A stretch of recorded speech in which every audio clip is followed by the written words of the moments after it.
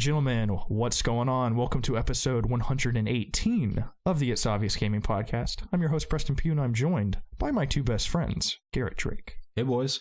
And Jacob Alka. Hey, boys.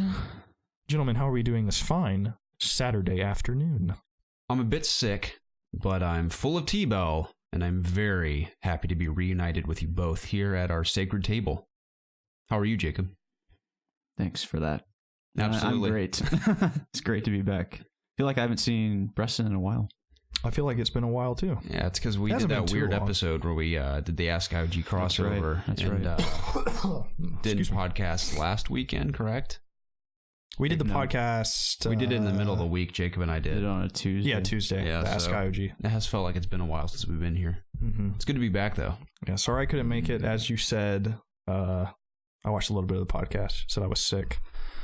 Everyone's getting sick. I was very sick. Like, I'm still not 1,000% over it. I'm still... It brings up to speed. You were like hacking on blood and stuff, were you? Oh, yeah, dude. So the Tuesday y'all did the podcast, I woke up with a pretty irritating sore throat. Well, let me back up a little bit. The night prior, me and you were playing Destiny, and all of a sudden, I started going like every couple of minutes. I was like, this is annoying. Just a random cough. And then I went to bed like thinking nothing of it. Woke up the next morning with a pretty annoying sore throat, and just progressively throughout the day it got worse and worse and worse to the point where I could hardly swallow. I it was awful. I shined a light down the back of my throat, like white pus all back behind my tonsils.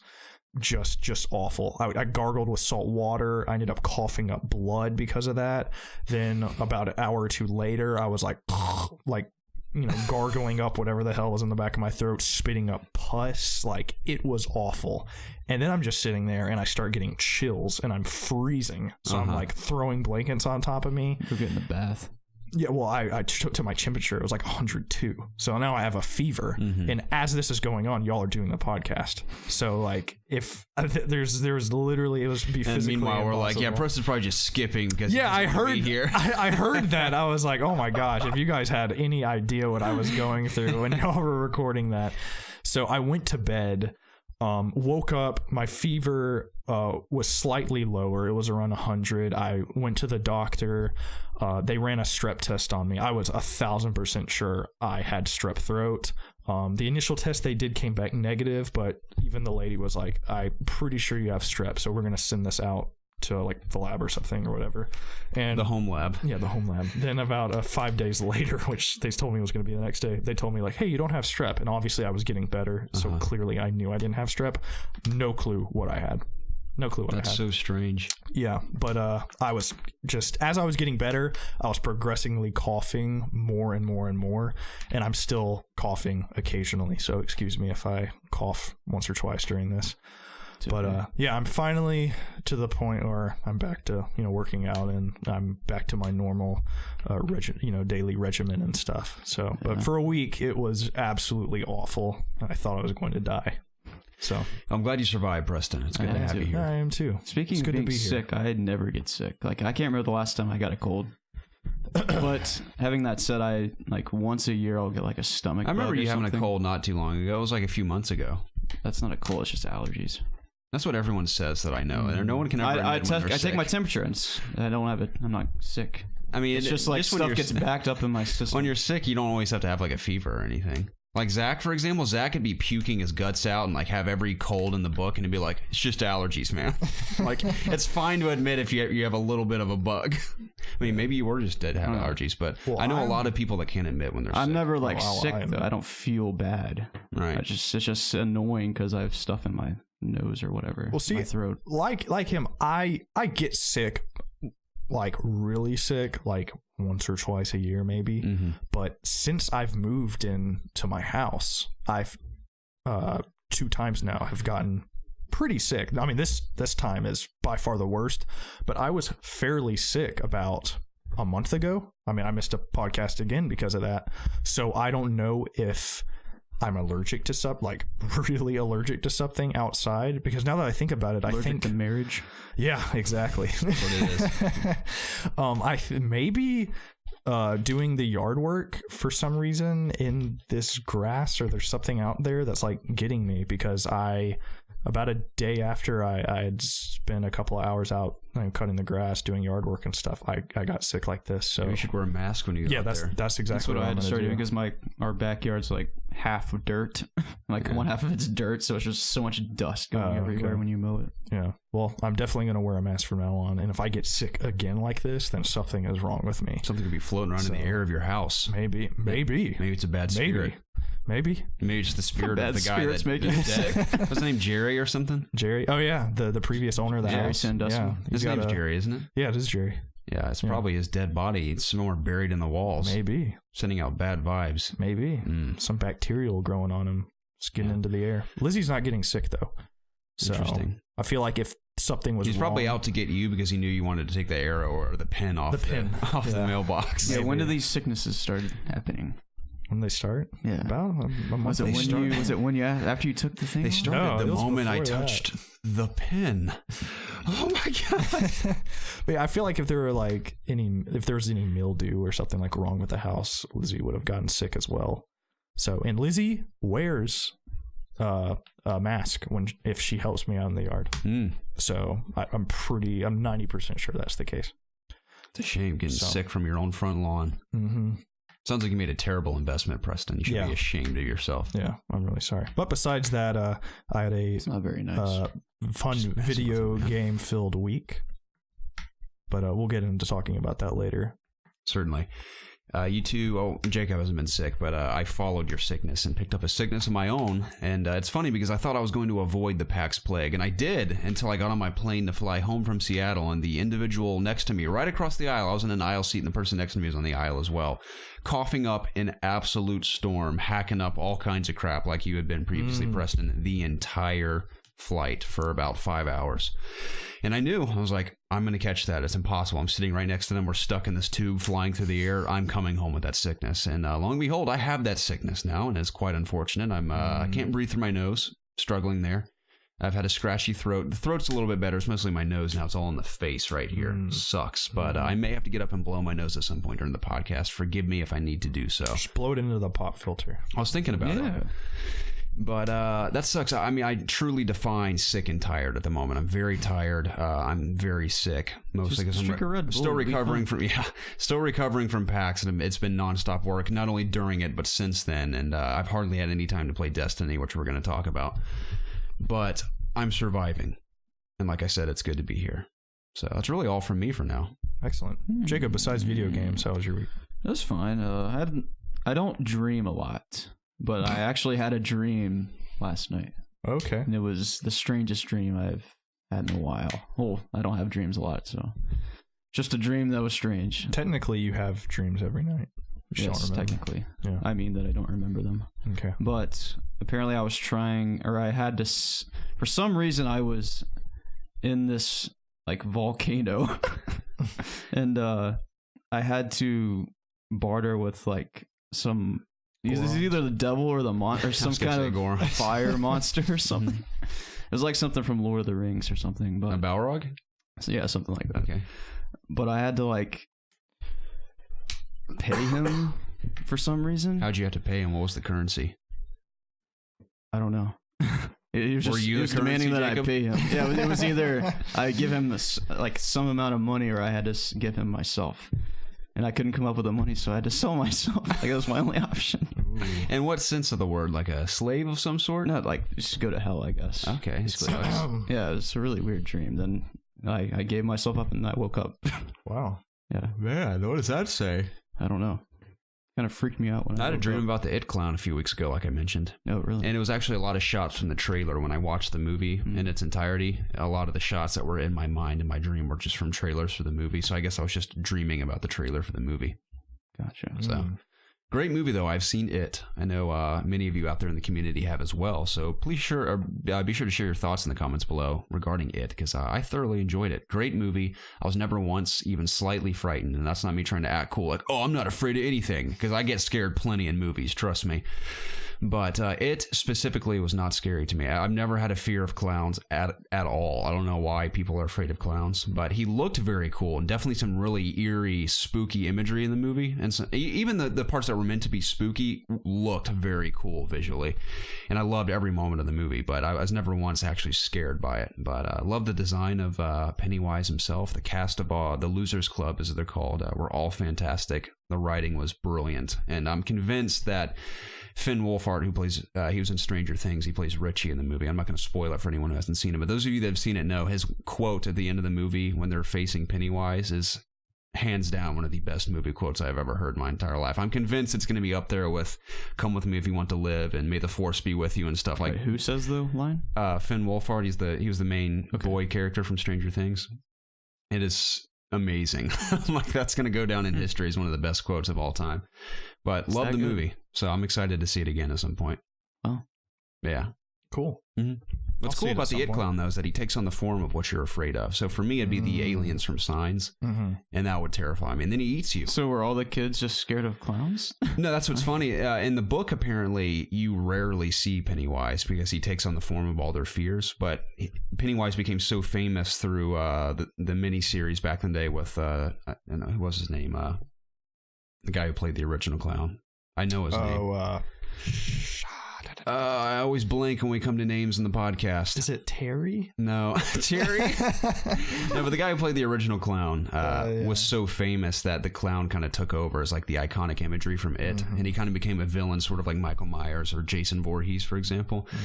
So the clown's into the most, but he does take on the form of many of their fears in the movie. But in the book, traditionally, you rarely see the clown because only one of them's technically afraid of clowns. So, yeah, for me, it'd be the aliens from Signs chasing after me, wanting to eat me. What would your fear be? What would it turn into for you, Jacob? Either Tim Curry. Some creepy, like, a gym with no thing. weights? Yes. Like some long, creepy thing that had long limbs. Okay, yeah. Or like a giant snake or something. I hate snakes. Oh, yeah. I feel you. What about you, Preston? That or spiders for me. You should have seen the spiders in Evan's backyard last night. Holy crap, They're dude. Terrifying. So every time we go to Evan's... Speaking of spiders, I got to interrupt you. Okay, I was fine. walking down my deck this morning. Yeah. To go down to a little mini swing we have. I almost walked into a spider, like, on the way down the stairs. Was it as big as the web one was last night? made, like, on the railings. Yeah. And I was, like, this close to it. Oh, my Whoa, God. dude. Like, You could have terrified me. died. I could have. You could have died. It would have been on me. I can't imagine. Last night, every time we go to Evan's, there's this pathway you take to get down to his basement. You've been down that pathway many times, Preston. I have. There's always spider webs across the trees and This is their bushes. time of the Always. year. So you always have to be extra careful. I'm not talking about like little baby ones. These things are massive, dude. They're at least the size of like a $50. Yeah, $50. Yeah, The dude. coin I'm thinking of. Welcome to my world. Yeah, that's you every day in your new house. So you know what I'm talking about. Yeah, oh yeah.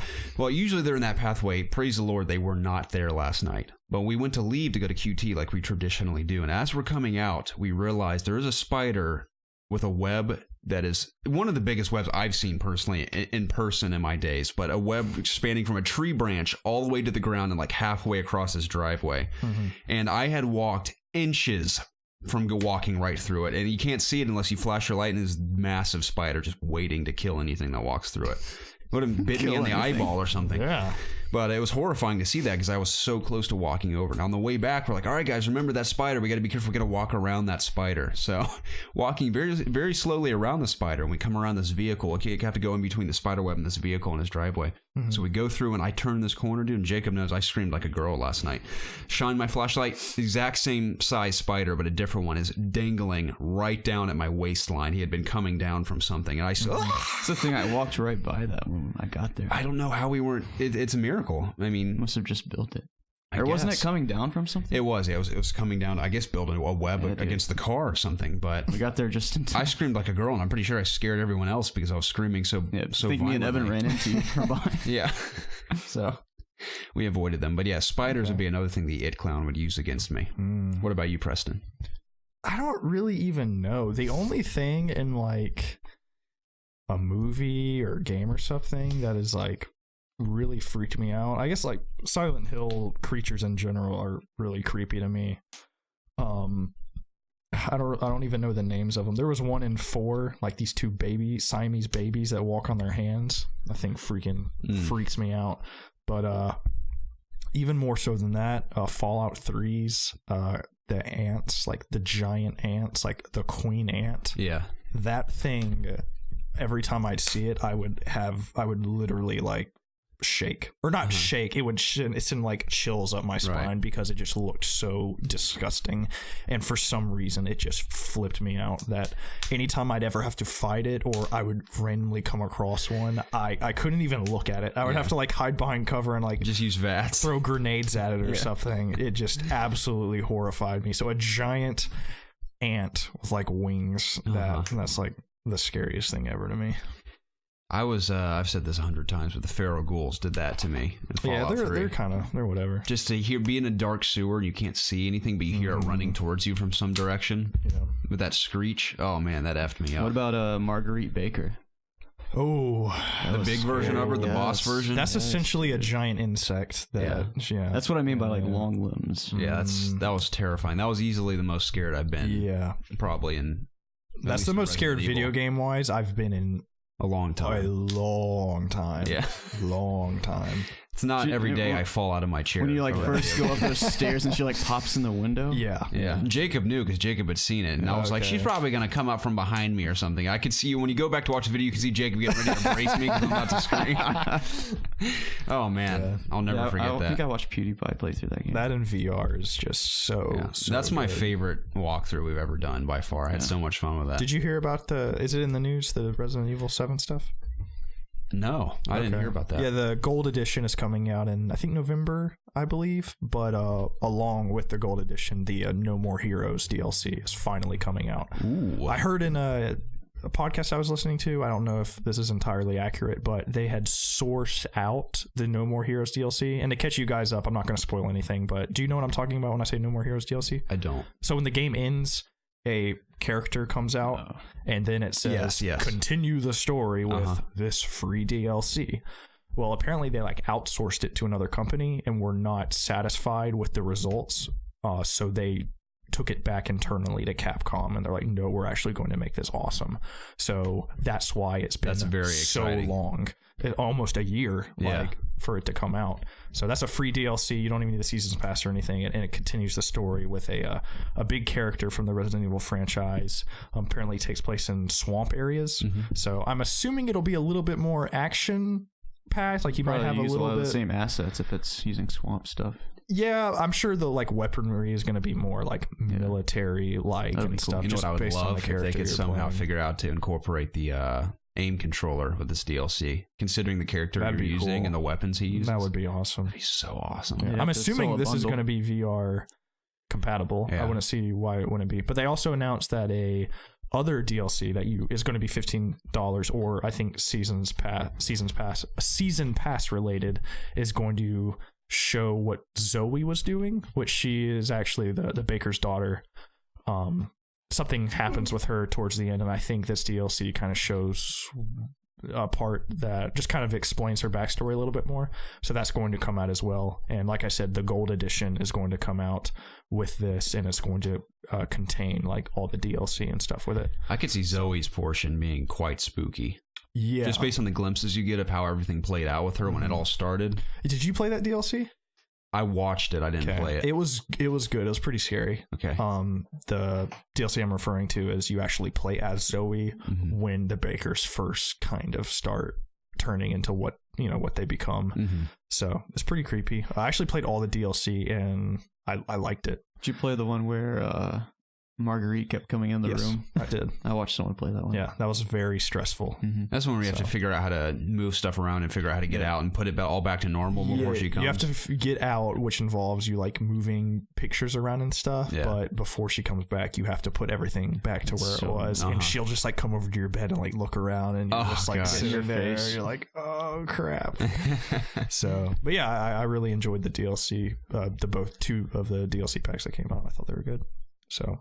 Anyways, besides that, I guess we'll do a segment of Taco Talk before we get too far into the video games. Okay. So You said we have some community questions? We do. Okay. I'm pretty sure our meals were relatively the same as usual today. I actually changed it up a little bit today. Oh, what you have? I got the Xbox One X box with a steak quesarito. Did you already put in your code to see if you won? I did. You did not I win. did not win. Okay. I wish I would have won, though. That'd be a great giveaway on this channel. That would be. If you really didn't need it or want it, we could give that away. I mean, technically, I didn't need it, but I would want it if I want it. Yeah, I would use it. I would use it. I wouldn't use it. I would get rid of my just regular one right now because it blows ass. The controller keeps disconnecting, and it's just really, really slow. Like, even watching Netflix is a nuisance on it.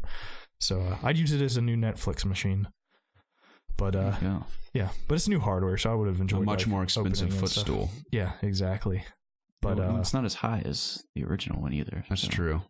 Less of a footstool. It's a shame. But anyways, I did not win, but I did get a very, very good steak quesarito. Typically, I'm kind of about the quesaritos. They're fine, but this one was actually really, really good. Nice. So I enjoyed it. I haven't had one in a while. Yeah, I didn't either, and I was pleasantly surprised by it. It was very tasty. Then I got a nacho taco and then a soft taco with it, and I washed it down with a nice Baja Blast. Ah, great. Like you should. Oh, always. It's always very bizarre to me when anyone gets anything but Baja Blast at Taco Bell. Yeah, I agree. I get water sometimes. Why do they even need... Okay, Jacob. Why do they You even... get water sometimes too. Yeah, I know. Sometimes I like to drink water with the meal, and then on the journey home, I'll drink the Baja. So it just depends on how I'm feeling. If I feel a little dehydrated that morning, gotta get some water in me. But I drink I'm not even joking. I played Destiny pretty late into the night. This morning, I drank, not exaggerating either. I know I exaggerate quite a bit on this podcast, but I think I drank 8 water bottles within an hour just sitting there playing Destiny. I was super thirsty. I don't sip water bottles either like I do on the podcast. Yeah, I take them down pretty fast as well. So, because you're thinking this is a pretty decent amount of water, but it really isn't a whole lot. No, so. You can down it 5 seconds. Yeah, you probably open it maybe 5 or 6 times to drink it all. You remember our buddy from our small group at church? We went to a church camp at the walk where he could just down a water bottle in a split second. Yeah, that was unreal. I couldn't believe he would literally hold it up and just squeeze it and it'd be gone. I've seen those guys. That freaked me out, man. I've never been able to chug things in any way. Me neither. So it's astounding. Anyways, how was y'all's meal? Mine was the same as usual. Nothing exciting. Steak quesadilla. Beefy nacho griller. Fiery cheesy gordita crunch. They got it right this time. Cheesy roll up. Cheesy roll up. Well, they had a new guy at the register, so it was also a new guy. I could tell because every time I say a cheesy gordita crunch with a fiery Dorito shell, they always pause. They're like, "Oh, what is this?" Well, you make it really complicated. Is this allowed? I mean, that's how else can you say it any simpler than that? Because you can't, but it's complicated. Because cheesy gordita crunches, you have the option of the traditional shell or the Dorito shells. So they simply, I'm sure there's just a button cheesy where it gordita crunch, to that. but with a fiery Dorito shell. You're like making him go through the trouble of adding and I say it modifier. slowly too. So what I said I got was not as straightforward as I said it. I got no rice on the quesarito. I got my Doritos Taco Supreme, and then I replaced the regular taco with a soft Taco Supreme, and I had to reiterate it to the man about 10 times. It took you so long. Yeah, I know, but he got it right, so I applaud him. I applaud him. That's good. What'd you have, Jacob? I had the Mexican pizza. I'm glad I returned to it. It's very good. It is. It's good. It's not for me. Just get out of here. It's not for me. Get over it, man. Yeah, dude. You're clearly wrong. You need to join the church of the Mexican pizza. I'm not all about your We're going to convert man. you. So you remind me of that cult from Far Cry 5. That's exactly what you are with your Mexican pizzas, trying to shove it out down everyone's throats. Okay. For some reason, I was thinking of Fallout, and then it clicked to me that you said Far Out. Or Far Out. Yeah. Far Out. It'd be 5, a sweet crossover, man. Basically a Far Cry in the apocalypse. That would be funny. That'd be interesting. Dude, I would love to see them take a post-apocalyptic approach with Far Cry. A 70s open world, hippie RPG, Far Out. Far Out. Far Out, man. What else you have? I can see Far Out. Walk around first person with a peace sign. I can see Far Out being a GTA 5 DLC. It's the name of the DLC. Okay. But I paired that with some tacos, some soft tacos, and I had the fantastic Baja Blast. Sounds like we had a good day. Yeah, we did. So far, yes. Speaking of Taco Bell, we have a few solid Taco Talk questions from some OGs in the community here. Great. Chief Beef says, What has been your favorite Taco Bell meal and why? So Mine does is that what I mean eat a every combo time I on go. the menu, or just what you get? Any combination of meal? items you've ever had that has typically been your favorite Taco Bell meal. I just said mine. That has always been my favorite. Exactly what I said. Yeah, you need to get new things. You can't just have the same thing all the time. That's No, his favorite though, Jacob. Yeah, I've branched out plenty. I mean, quesadillas, for example. My favorite burrito of all time from Taco Bell is the beefy crunch burrito. Correct. Yeah, that's a good burrito. Yeah. That's a good burrito. So Mine is the OG cheesy bean and rice burrito. They've mixed it up just a tiny bit, but the original way they made it was my favorite burrito. I can still have them make it the original way, but they never get it right. So I have to use like that app to like, get it just right. So that's my favorite burrito. But my favorite meal is a chicken quesadilla, a nacho supreme, and a cheesy gordita crunch. I like your style. My favorite meal. But then I feel guilty about not having a Mexican pizza in there because I love the Mexican pizza. But then I also Pizza's love quite filling. a crunch wrap as well. Crunch wraps are amazing. I haven't had that in forever. The old school spicy chicken crunch wrap was my jam, dude. I got that consistently for like the year they had it, and I'm devastated that they never bring it back. I'm sorry, Preston. It's okay. I'll live. Perhaps one day it'll return. Maybe. What's your favorite meal, Jacob? To make any meal at Taco Bell perfect, you need the nachos to accompany the meal. Yeah. That makes it the perfect meal. I love it's just called nachos. Yep. It isn't the nachos. And it's not nachos. It's something just chips and nachos. cheese. It's just nachos. Yeah. They always question me when I order it. They're like, so you just want the chips and cheese? Yeah. It's called nachos. That's what it says. Yeah. But no, I like that in soft tacos. No, I usually just add on a modifier. Or not a modifier, but it's like something else. You add any shaders to it? Yeah. How do you feel about the triple layer nachos on the dollar menu? They're good. Yeah. I enjoy them. It's just chips, beans, nacho cheese, and then the burrito sauce. Yeah, sometimes Very I do simple, get that, it's but delicious. I get less food because I can't eat all that stuff. The spicy potato taco is also underrated. Very good taco. Those fried I've never had that. potato things, lettuce, cheese, and the spicy sauce. I don't know what it is. There's no meat. It's just potatoes. No, it's just fried potatoes. That sounds good. It's one of their vegetarian choices. It's very good. It's on the dollar menu. Very I'm gonna try tasty. that. I It's great. love the sound of that. It's good. They're Yeah. potatoes in general. Have you had the Fiesta potatoes? Oh, I love the Fiesta potatoes. Yeah, it's like that in a taco and with a little spicy sauce. Have you tried the potato burrito yet? I have. Did you like it? I like it. It's fine. I thought it was It's not pretty my good. I've favorite only had thing. it once. Yeah. But I do love their I potatoes. think there's though. too much cheese in it. I think there's too much The cheese. nacho cheese, yeah. It's kind of blasphemous, Jacob. I don't think there could ever be too much cheese. There in can. anything. Amen. There can. Amen to that. There definitely can. Chief Beef has a follow-up question. He says, what is your favorite memory of Taco Bell? I have so many. It's unreal, dude. So many. I mean, I'll I'll name like my top three.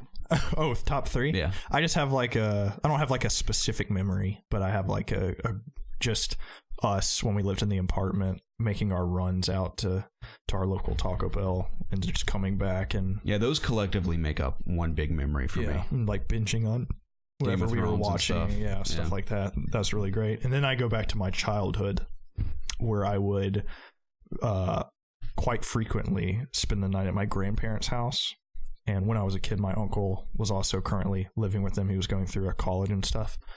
And at around 10 or 11, we'd all kind of just look at each other and say, Excuse me. it's time to make a run for the border. And 10 or 11 o'clock every night, I'd stay with them. We'd go to Taco Bell. That's awesome. I don't exactly remember what I'd get, but I always looked forward to that. I know it involved a quesadilla, but I don't know my exact orders I had. Yeah, the first time I had Taco Bell was with you and your mother when you picked me up from the Christian bookstore we'd meet at in between our houses when we were children. Lifeway. Yeah, Lifeway Christian bookstore. And we went to Taco Bell and I had a chicken quesadilla, and that's when my journey with Taco Bell began. Yeah. I remember your mom was quite down on the Taco Bell. I don't know why. I think she was so grossed out by the idea of fast food, Mexican tacos and yeah. food like that she just didn't take us there. And I didn't even think much of it because I had never been. But after I had it once, that's where the journey began. Yeah, I didn't have it for the first time until like middle school. Yeah. 'Cause my parents never took me there. I was born didn't and grow raised up on it. My parents were so poor. When I was a baby, we lived in the basement of somebody's house. Okay. Well, my dad was going through college, working like 2 jobs. Yeah. My mom was home with me when I was born, and she eventually started working like a bank and stuff. So we were like dirt poor, and my parents would like scrounge up coins and stuff and go to Taco Bell and get like the 12-pack of tacos and burritos and That's stuff. awesome. So I was like a kid eating that stuff because we had like no money. That's great. So What about you, Jacob? Some of your favorite Taco Bell memories? Oh, the best memories have just been all the times we've gone to Taco Bell, even whether it's been in the drive-through with all of us in the car. Yeah. Or, Our classic QT/Taco Bell runs late at night in between playing video games at either Zach or Evan's house will forever stay with me. Yep. Love it. Those are some of the best times. Mhm. And also when us three go, it's, it's always fun to sit down and have our meal before we do this. It is. Every week, so it's real sweet. yeah. Is that all from you, Jacob? Yeah. Okay, here's my top 3. My first one is, of course, just like the ones we mentioned, like our traditional T-Bell runs here, and the ones at the apartment were great. But specifically, 3 days I remember are the one where we skipped our last day of high school. Our actual last day of high school. We're like, you know what? It's our last class of the day. We never do anything anyway, or do anything in here anyway besides play with that baby doll. So like, let's just leave and go to Taco Bell and go to the pool. It's a beautiful day. So we left. We gathered all of our friends, and we were talking about this last night actually. And our buddy John, we went to his classroom. He was in a different class at the time. It was me, Jacob, Zach, who's been on the podcast, and another buddy of ours named Elliot. The 4 of us left. We swung by John's room, and he was like deep in this woodworking class, like all the way in the corner of this class. And he sees us at the door, and we're like waving him over. And he walks over, and he's like, "What's going on, guys?" We're like, "We're just gonna skip and go to Taco Bell in the pool. You in?" He goes, "Oh yeah, totally." So he just like goes to grab his bag and leaves the class. And we're like, "What about your teacher?" He's like, "Dude, she's so old she won't even realize I'm gone." And we're like, "All right, cool." So we went to Taco Bell, and of course it was wonderful as always. Then we went to the pool, and I think we just hung out the entire day. And of course our teachers realized we had skipped, and caught us, sent us to the office the following day. It was like the second to last day or something. Sent us to the office the next day, so we had to come in an extra day to serve half a day of ISS, in-school suspension, for skipping our last day of high school. But I'll never regret it. We were talking about how awesome it was. Yeah, I think we were time. supposed to be done the day we left.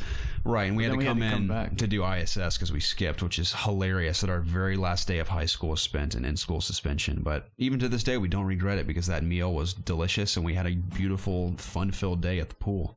Yeah. So I'll never forget it. That, this is a random one, but when I went with the Bynums to their annual Panama City Beach family vacation, Zach and I, the day we arrived, the sun was setting. We're like, "Dude, I'm kind of hungry. Want to go get some food somewhere?" We're like, "Yeah, sure." Well, there's a brand new Taco Bell that opened directly across the street from their condo. So we went to Taco Bell and had it on the beach. And I don't know why that day was so fun, but it's just the place was empty, just me and Zach having Taco Bell on the beach, and it was wonderful. I just remember that On day. the beach? I loved it. We also made love that night.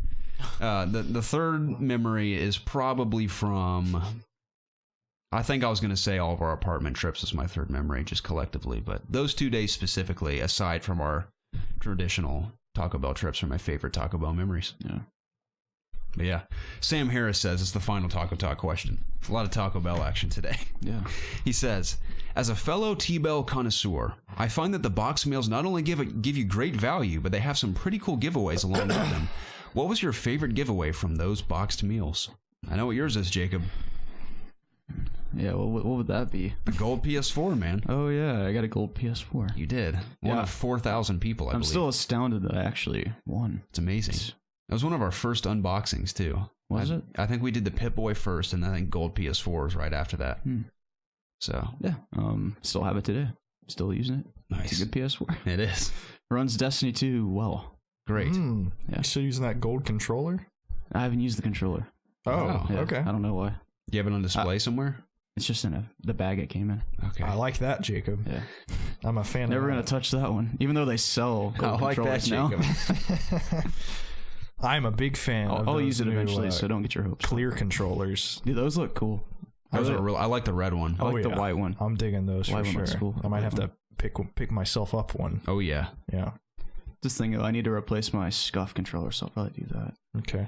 I would love a design lab for PlayStation 4 controllers like Xbox has. Amen. That'd be great. I would like that. But I think you can make Xbox controllers look so cool. Mm-hmm. If you guys ever buy a There are Scuff, websites that you can do that. Mhm. So if you ever buy a Scuff controller, don't get their thumbsticks I'm not going to. because my left thumbstick is like degraded away.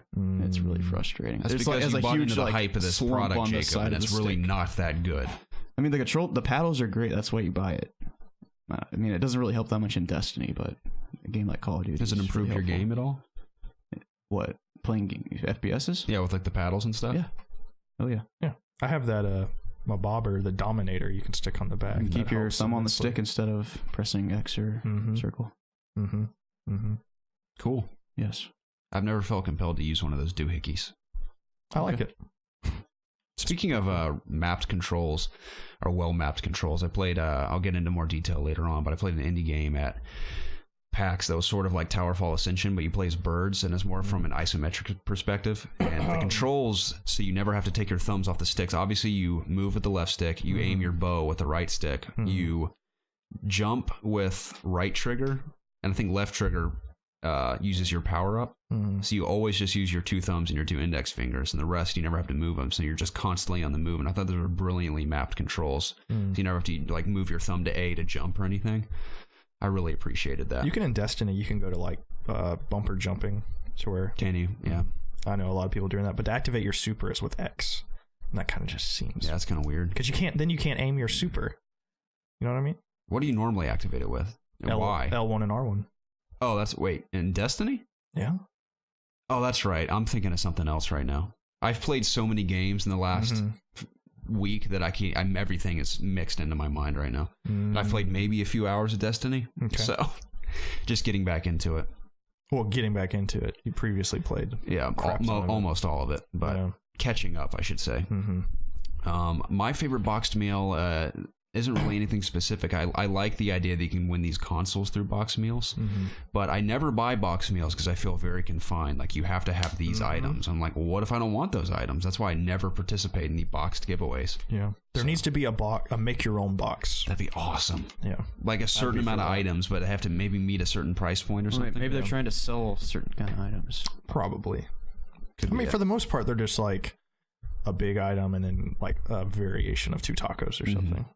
So they used to have their old school boxes. Used to have like a burrito supreme, a taco, something else, and then a cinnamon twist, and then a drink. But they took the cinnamon twist out, and I think like another kind of more pricey item. I think that the food is just not as cheap as it used to be. Yeah. So, but my favorite giveaway item probably is the gold PS4, because I know they did PSVR and then the Xbox One X, but those are just like the stock versions. So just having like the gold PS4, that's pretty cool. I would have liked to have won. I think they did like a Destiny one when it first came out. Okay. I think it was just a white PS4. I really wanted that one, but that guess I'll have to settle with the gold. That white PS4 Destiny, the Pro one, it's pretty slick looking console. Yeah, I saw Definitely. it in unboxing. Yeah. I wish they would have done something to it. Yeah, not just a I regular. liked the original Destiny PS4 with just the emblem, the gold emblem thing. I like stuff like that. Yeah. So, but I think that'll do it for Taco Talk, gentlemen. Totally. Yeah. So I guess we can jump into some video game thoughts. Absolutely. What did you guys play this week? So I guess many games. I can start if you want me to, since I played significantly less games than you did.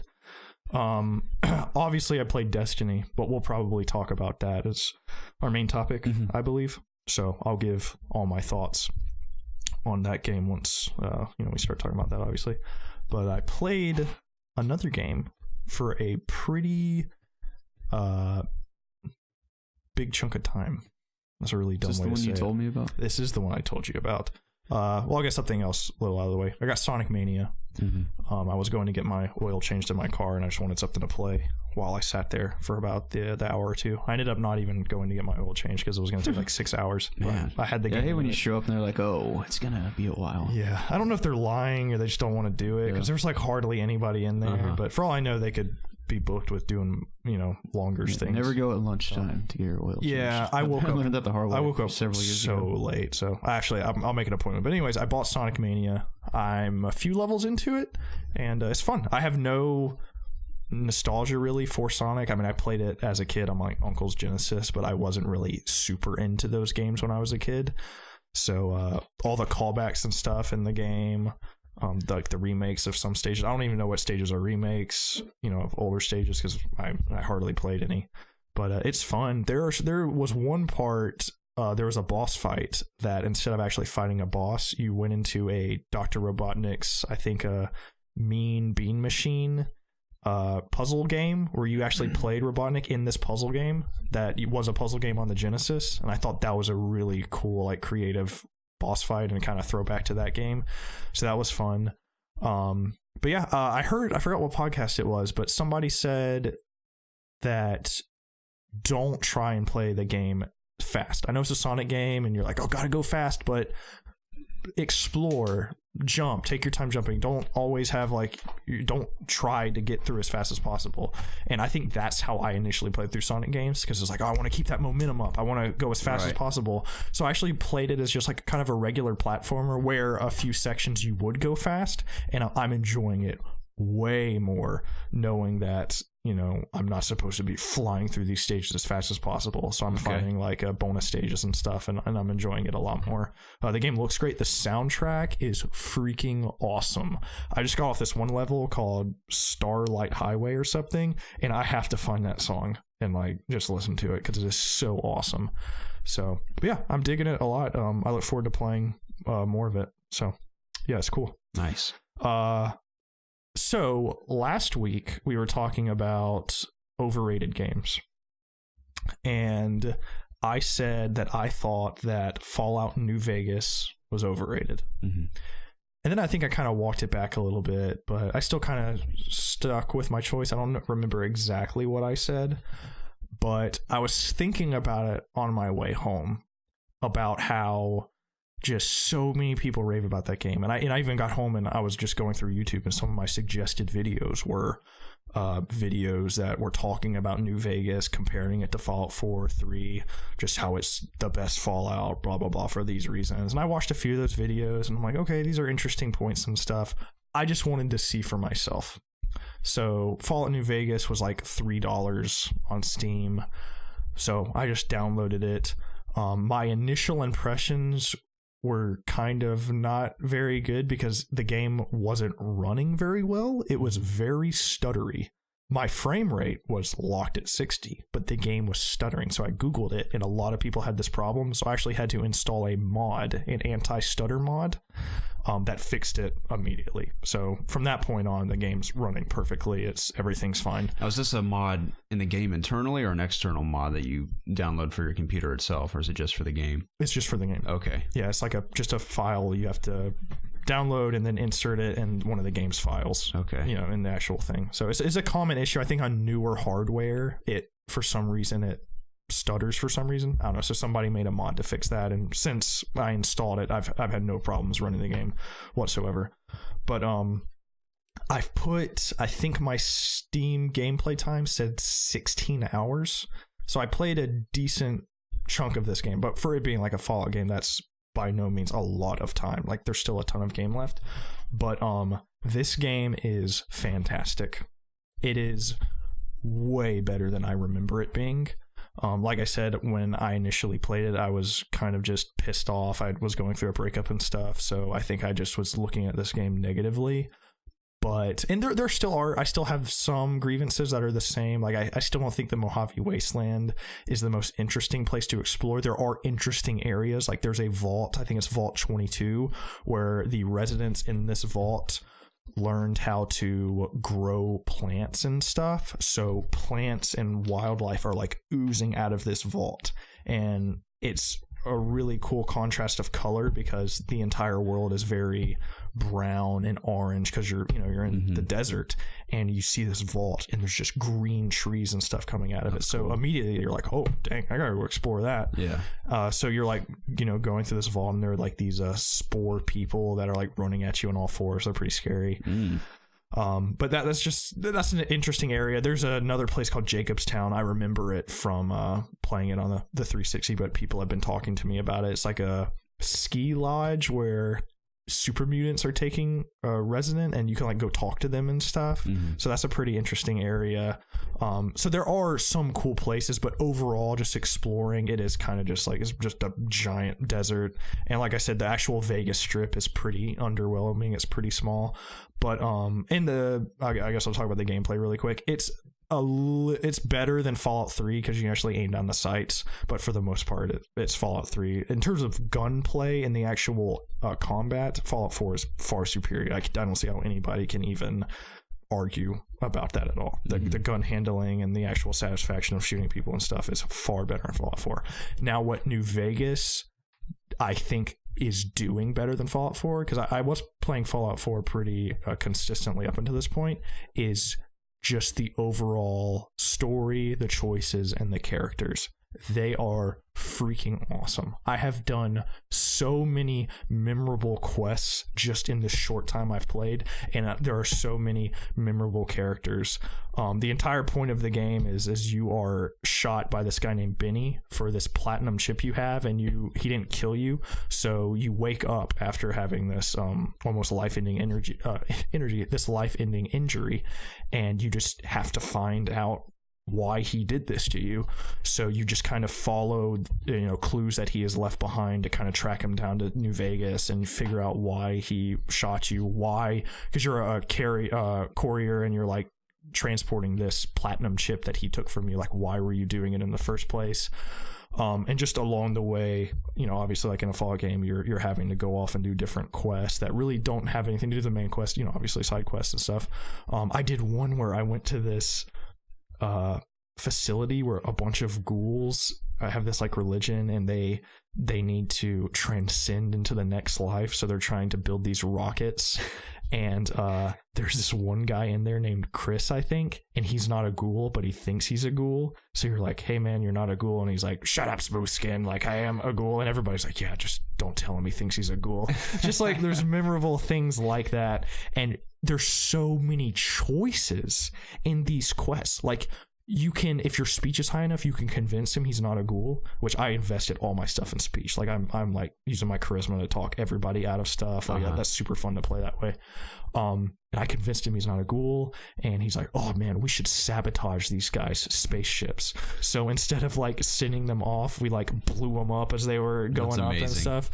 I found this Helios plant where this one faction called the NCR, which they're kind of like the Brotherhood of Steel of this area. The Brotherhood of Steel is in this game, but they are very small and they are completely outnumbered by the NCR. So when you find them, they're like hauled up in a bunker. They're like, we can't leave. We're like on lockdown. So it's cool seeing the Brotherhood of Steel in a different light, whereas in Fallout 3 and stuff, like their presence was everywhere. They had everything on lockdown, and in this game, they are very outnumbered. They are not the big force in this land. The NCR is.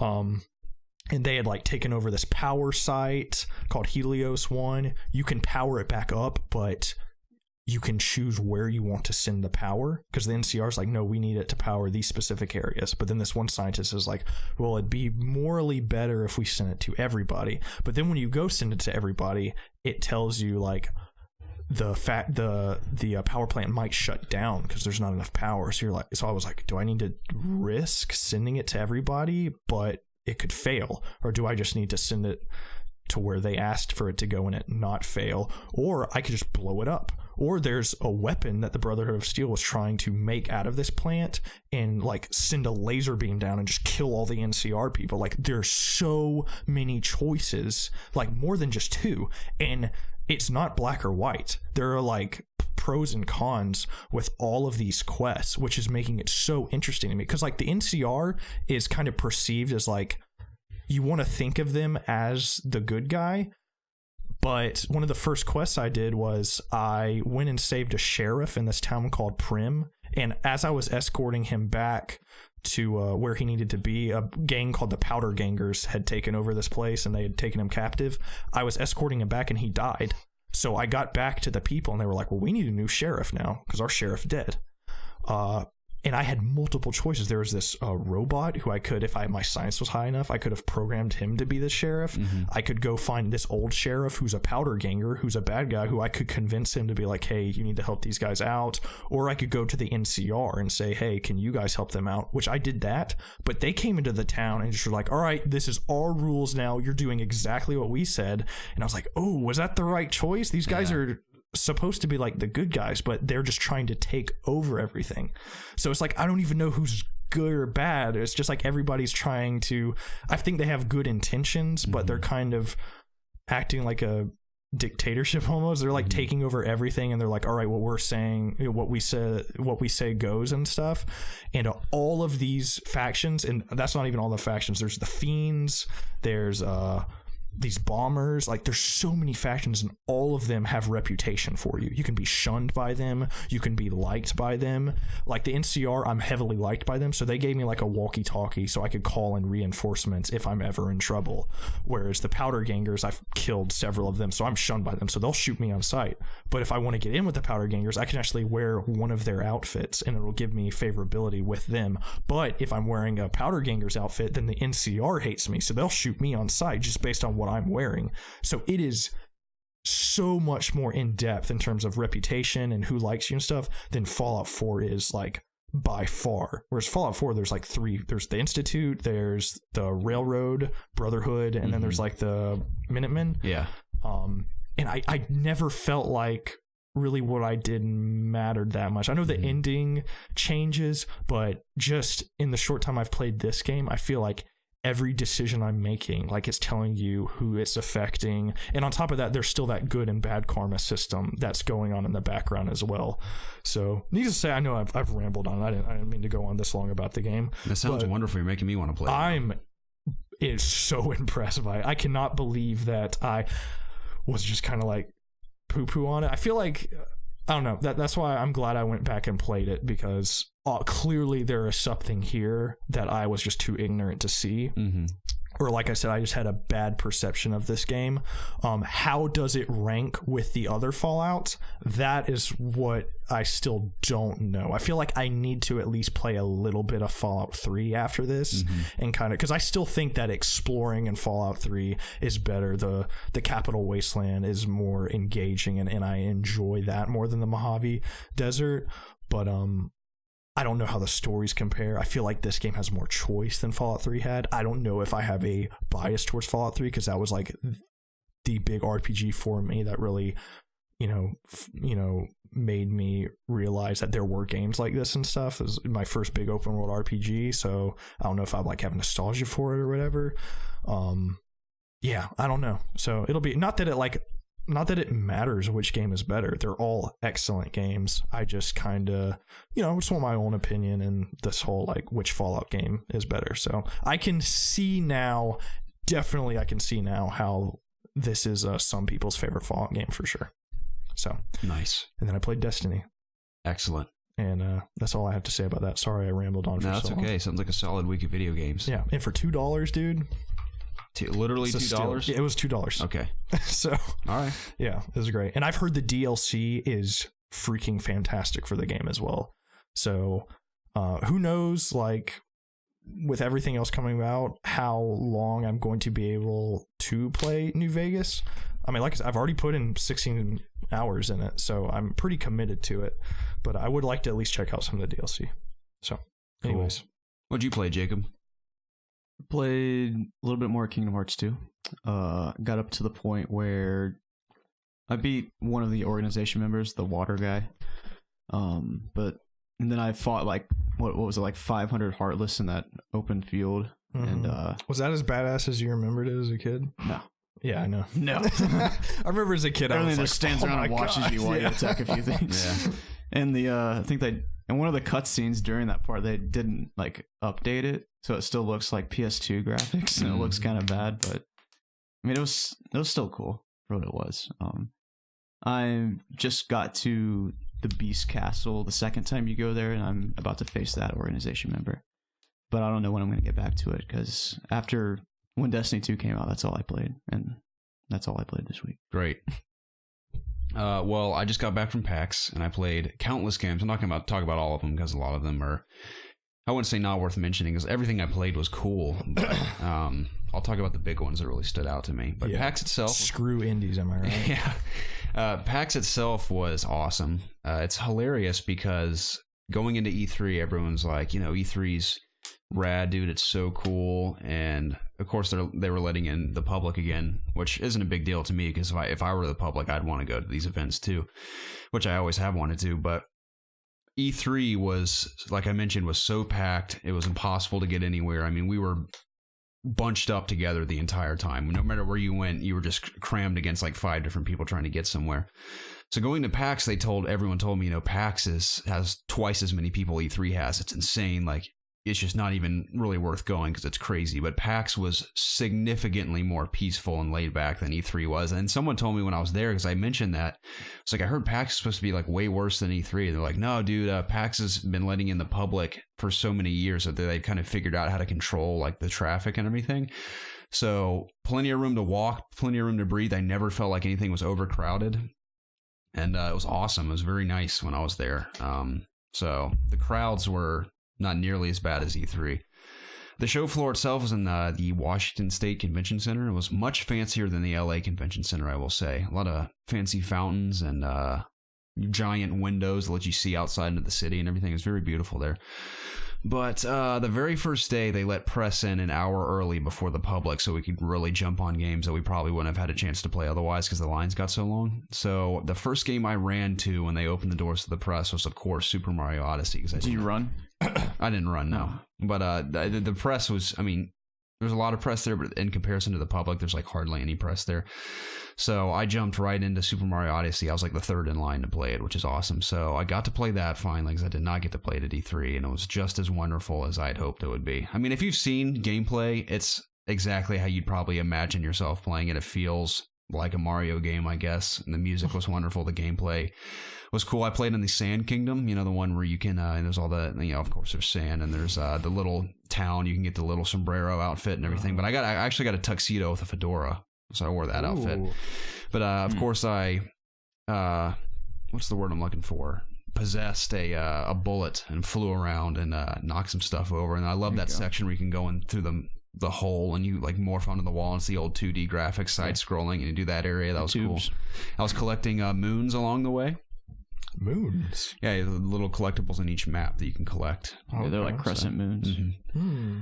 So it was awesome. I only got to play for about 15 minutes. The demo is pretty limited. It's just go as far as you can in that amount of time. But looked awesome, sounded great, and I cannot wait to play it on the go on my Switch. Very excited about that. So am I. So then I immediately jumped over to Biomutant. Because the hype after Gamescom was so big that I just didn't understand it. Because looking at the game, I was like, I don't get why people are so excited about this. I mean, it looks cool, don't get me wrong.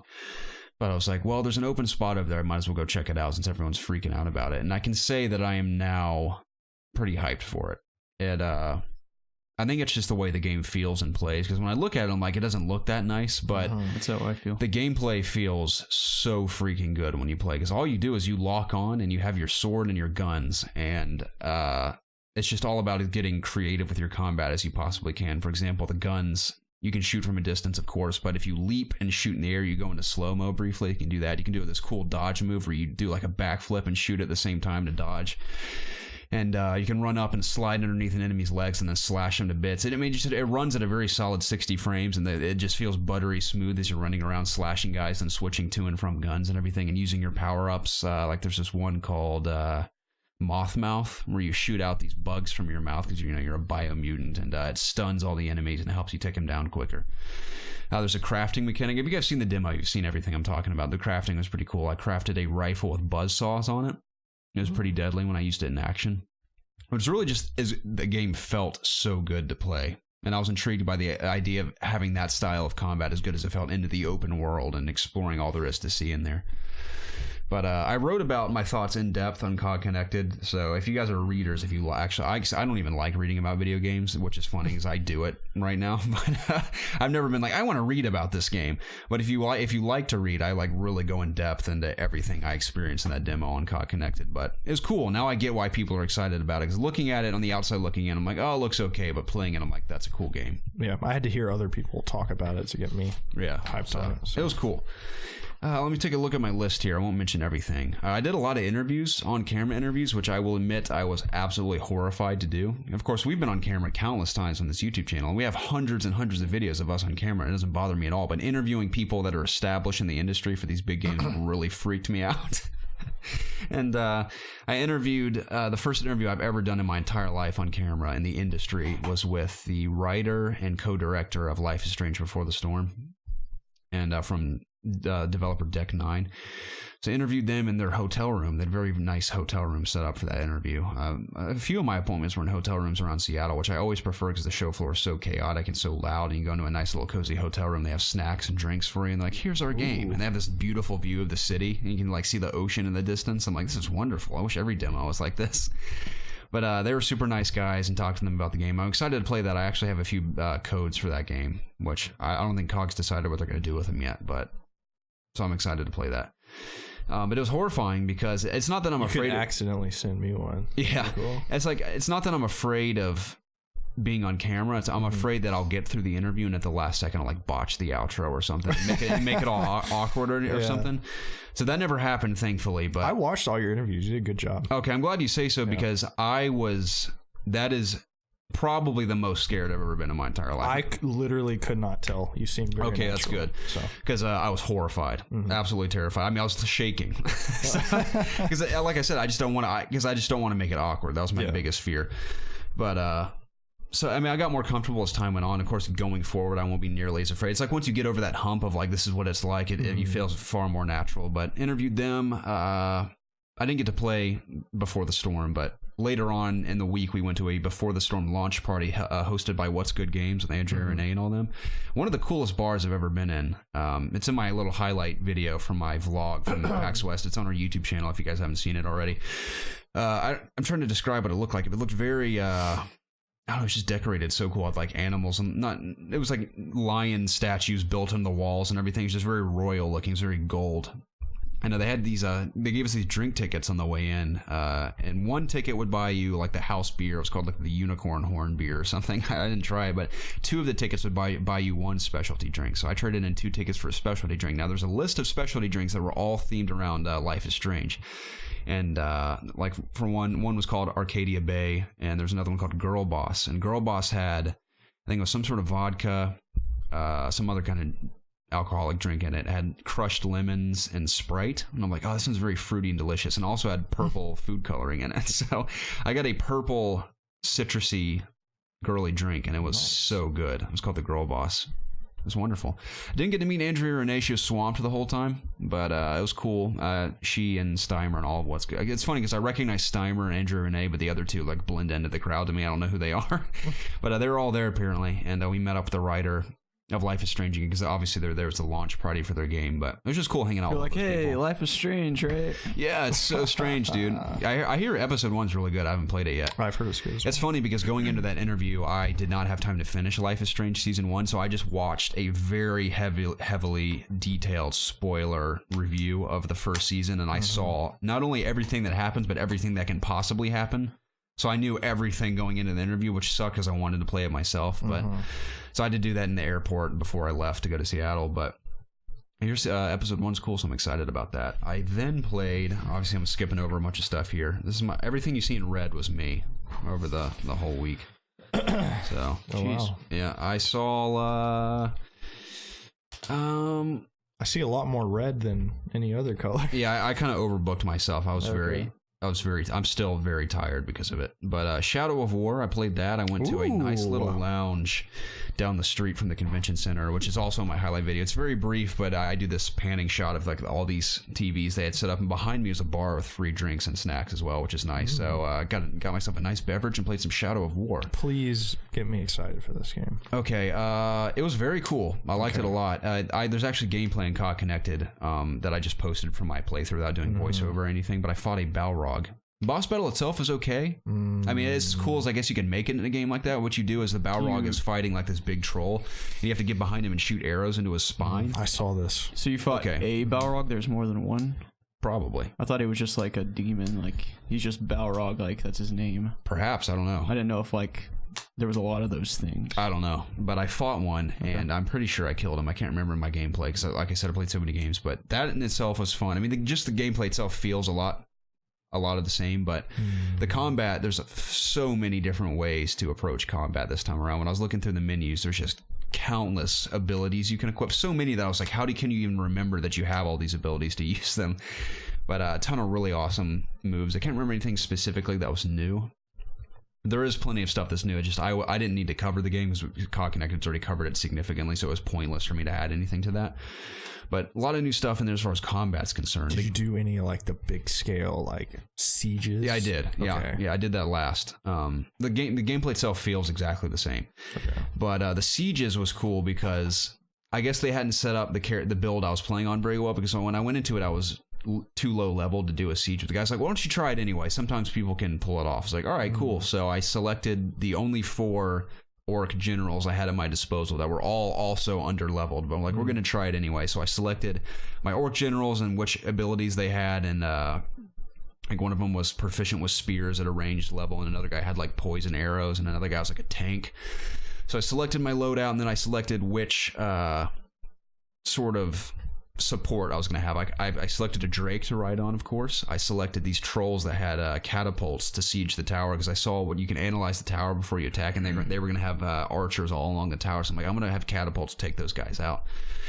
So the big war spawns. My entire army starts flying towards the castle, and all of a sudden flame arrows start raining down from the walls, and apparently half my orcs are terrified of fire, so half my army just runs away. I'm like, what are you doing? So half my army leaves. I'm like, dang it. So my catapult's not focused on the wall. It's like shooting at something random. I'm like, you're accomplishing nothing. So I jump onto the troll with the catapults and start launching catapults onto the walls and kill all the archers, and then I blow open the main gate, and we all go flooding in there. So I'm like, all right, well, all my ground troops are flooding in through the main gate. They were all running away. No, half of them did. Well, those that weren't cowards ran into the front door. I'm like, all right, now since they're running in on foot, I'm going to hop on my Drake and just like rain hellfire upon my enemies. Half an army you're scared of fire. I don't know. But I think it was like they were the followers of one of my generals who was also afraid of fire. So I'm pretty sure one of them bailed too, like an idiot. It's interesting if like the general is afraid of something that translates to the lower units. Because it's like they use the Nemesis system. Like in the first game, there were a few I've never generals heard that were like system. afraid of certain things. So it plays into, even when they're on your side, they still have the same fears. You should have like popped his head the second he ran away. Oh yeah, I considered it. In the full game, you can count on me doing so. But I hopped on my Drake and flew around. The Drake feels good. It's almost like controlling almost like how Titan feels like it's just you're like a bigger version of playing a first-person character. It's almost like playing as Talion, just you're on a dragon. Like you can hold the left trigger to kind of just hover and like aim your dragon and shoot fire. So it felt fine. So I shot guys for a while, and then I got bored flying around. I'm like, all right, I'm just going to hop off and let this guy do his own thing through the air. But for some reason, when you hop off a Drake, you decapitate it. You can't just let it fly away. I jumped off and cut its head off and fell to the ground. I was like, oh my God. Just blood spewing everywhere. I was like, why did I just kill my Drake? That's like, so pointless. Named him and everything. I mean, maybe I did the wrong thing to dismount, but I'm pretty sure I just dismounted and I cut off its head. I'm like, that's weird. Is it one of those Nazgul Drakes? Yeah. Okay. Well, maybe that's why you kill it, because there's bad. But he's on my side. Why would I kill him? Maybe, it's like Daenerys just like jumping off one of her dragons and cutting its head off. You can't control what it does. It's when you get off, maybe it has I don't know. It's not loyal to you anymore. If it was loyal to me in the air, and then as soon as I touch it, it's like, all right, now I hate everything. I feel like they're tied to those whatever those things are, the wraiths. But I have the ring of power, so I should be able to control them. Yeah, that's a good point. I have no idea. Anyway, I got in the ground, and the battle itself was so awesome because it just what you've seen from gameplay, it feels like all out war. There's just guys everywhere. You're countering every 5 seconds to chopping off limbs, and your soldiers are fighting other guys. Meanwhile, really feels like one of those big Lord of the Ring battles from the movies. It's super cool. That's awesome. Now, my generals sucked because, like I said, they were under leveled, so they were constantly going down. And I can revive them, but after a while, they just get killed. And I've seen my generals get their arms cut off and everything. I'm like, no!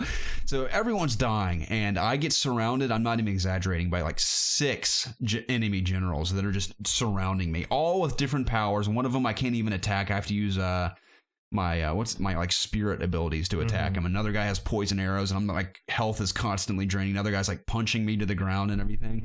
So intense, but I could tell I died every time too, by the way. I tried so hard to get siege gameplay, but I died every single time just because I was so low leveled. The guy's like, yeah, sorry. I mean, some people can pull it off, but more often than not, if you're under leveled, it's like almost impossible. But the battle itself was so cool, even though I lost twice in a row. So did you actually get to what's Belrock, like the main guy? That was the mission before. It was a different mission I played before the siege. Did you ever get to like the big guy at the end that was in the castle or whatever? I did not know, unfortunately. But he was taunting me from his castle the entire time, of course. Was it just like a big orc guy, or was it like... It was a big orc, unique? yeah. Okay. But Actually, I think it was like an orc that rides in like a dog of some sort. Okay. So That's cool. yeah, the battle was so cool. I could tell the Nemesis system has just gone up to a whole new level, just as far as making guys your allies and some of your enemies. And you can make some guys your allies. Like, say, I did this in a battle. I brought one of the generals down, but I didn't want to kill him. I was like, well, half my guys fled, so I'm going to possess him and make him one of my own for this battle. So I possess him. I'm like, you can stay here and help me with this fight. He's like, all right, I'm on your side now. And the guy told me while I was playing, he's like, sometimes you'll do that and they'll break out of it and just turn on you all of a sudden. So I thought that was so cool. He could be on my side 1 minute and the next minute he's like stabbing me in the back because he's broken that spell. So very deep this time around in comparison. I mean, the first one was pretty deep as well, the Nemesis system, but I feel like I've really expanded upon that. So I had a lot of fun playing it, even though I lost. They also gave me a free little leather-bound notebook from Shadow of War. I don't know what I want to do with it, but I was like, cool, thanks for the little trinket. That's cool. But it was a fun time. I played... You've piqued my interest on it now. That sounds cool. I'm more excited about that than Assassin's Creed. Ooh. I don't know. I'm kind of like samey about both of them. Really? Mm-hmm. I'm kind of in the same boat. If I had to pick one or the other right now, it would be Shadow of War. Because I feel like I'm not going to play either of them when they come out, so... I'm kind of more in the Assassin's Creed camp right now, because that seems... I think the world of Origins will be better, but no, I love the combat in the first Mordor game. So. Yeah, no, I do too. Origins just seems more like a chill game where you're like exploring, leveling your guy up. That just seems like it was fun, chaos. but just like all out madness. It was crazy the entire time. So, which is cool. Like that's not a knock against it. Just in my mindset right now, I feel like I'd enjoy Origins, but in a week I could be craving just wanting to slice multiple guys' heads off. You could. So, I played a VR game called Gunheart, cross-platform on Oculus and HTC Vive, which is cool. When I demoed it, I played co-op with a guy. It's a VR game where it's kind of like a shared world shooter like Destiny, but you're bounty hunters in space, and you are in this social space, this big headquarters where you go to this gun wall and you can pick out your loadout, and you can go to a firing range to test your weapons, and there's you can change the look of your little robot character you play as, like change his face and his outfit and everything. Generic stuff like that, but the gameplay is what was cool, where you go into these 12 of the maps are handmade and the rest are all procedurally generated. Same with the enemies. But the gunplay in any VR game, especially when I play on Vive, just feels so good and it looks so awesome too. It's like the clearest VR I've played, and just the guns feel awesome when you're shooting aliens and you jump around the maps, and there's like it's very scaled very high with a lot of platforming in this game. So I'm like up on this cliff sniping these aliens with this massive rifle down below, and it's cool because I mean the guns feel good, and this was like I had a submachine gun and a crossbow, and all of them have these multiple upgrades. I think there's like 12 upgrades per weapon. So one of the crossbow upgrades is cool, where if I shoot the bolt and I hold the trigger, I can guide the arrow to a target. Let's say the target starts to flee, I can follow him just by guiding my hand with the bolt that I shot. That was an interesting power up. Now, the funnest part to me was activating your supers in the game, which they describe it as holding your guns gangster style. So if you hold both your hands together gangster style, it spawns whatever super weapon you've selected. I think the ones I got to use were a minigun, a sniper, and a bow and arrow. The bow and arrow just felt amazing in VR when you clip your hands together and this massive neon bow spawns, and you just pull your hand back and it just feels so intense, and you launch an arrow. Looked awesome and it felt really good. And the sniper was cool too. And one of the most interesting snipers I've used, not only in video games but in VR especially, when you hold your hands together, it spawns basically a giant rifle in between your two hands. And to zoom in the scope, you can see like in VR the scope's right in front of you, but to zoom in closer, you just pull your hands closer and it zooms in the scope and you can see the enemies. So that was unique. And the minigun was just like using any minigun, but just it felt very heavy and awesome in VR holding your hands together. But it was a really cool VR game. I think it is coming to PSVR later on. I found out. I think it's coming this year actually to PSVR, and they're going to use the aim controller with the game, which is awesome. Nice. We need to get a ItsObviousGaming Vive or something. I know, I want one so bad. Every time I play Vive, I'm like, this is incredible how good it looks and how good it feels. So that one was fun. Skipping over a few things here. Gorn VR. I think I mentioned this before I went on the trip, how excited I was to play this. If you guys have seen... Yeah, remember that... I don't know if you saw the video. PewDiePie played it recently. It's that gladiator game where you're in that arena, those big hulking gladiators. Oh, yeah. This game is so awesome that I pray it comes to PSVR because it was so much fun. So the booth was awesome in itself. It was built like an octagon from like a UFC fight, but it was all medieval themed, and people would go into this big octagon and put on the suit and just like go crazy. And then the whole crowd, Gorn was in those popular booths at PAX West. The whole crowd would just watch people play these games. They had TV set up to where you could see their perspective. So people were just cheering on people in this arena the entire show. So I went to demo the game, and it is by far one of the funniest games I have probably ever played, especially in VR, because not only are these guys so huge, but it's all physics-based, so they're just like awkwardly wobbling towards you, making these hilarious grunt noises and everything, and the way they like try to swing their weapons at you just looks ridiculous.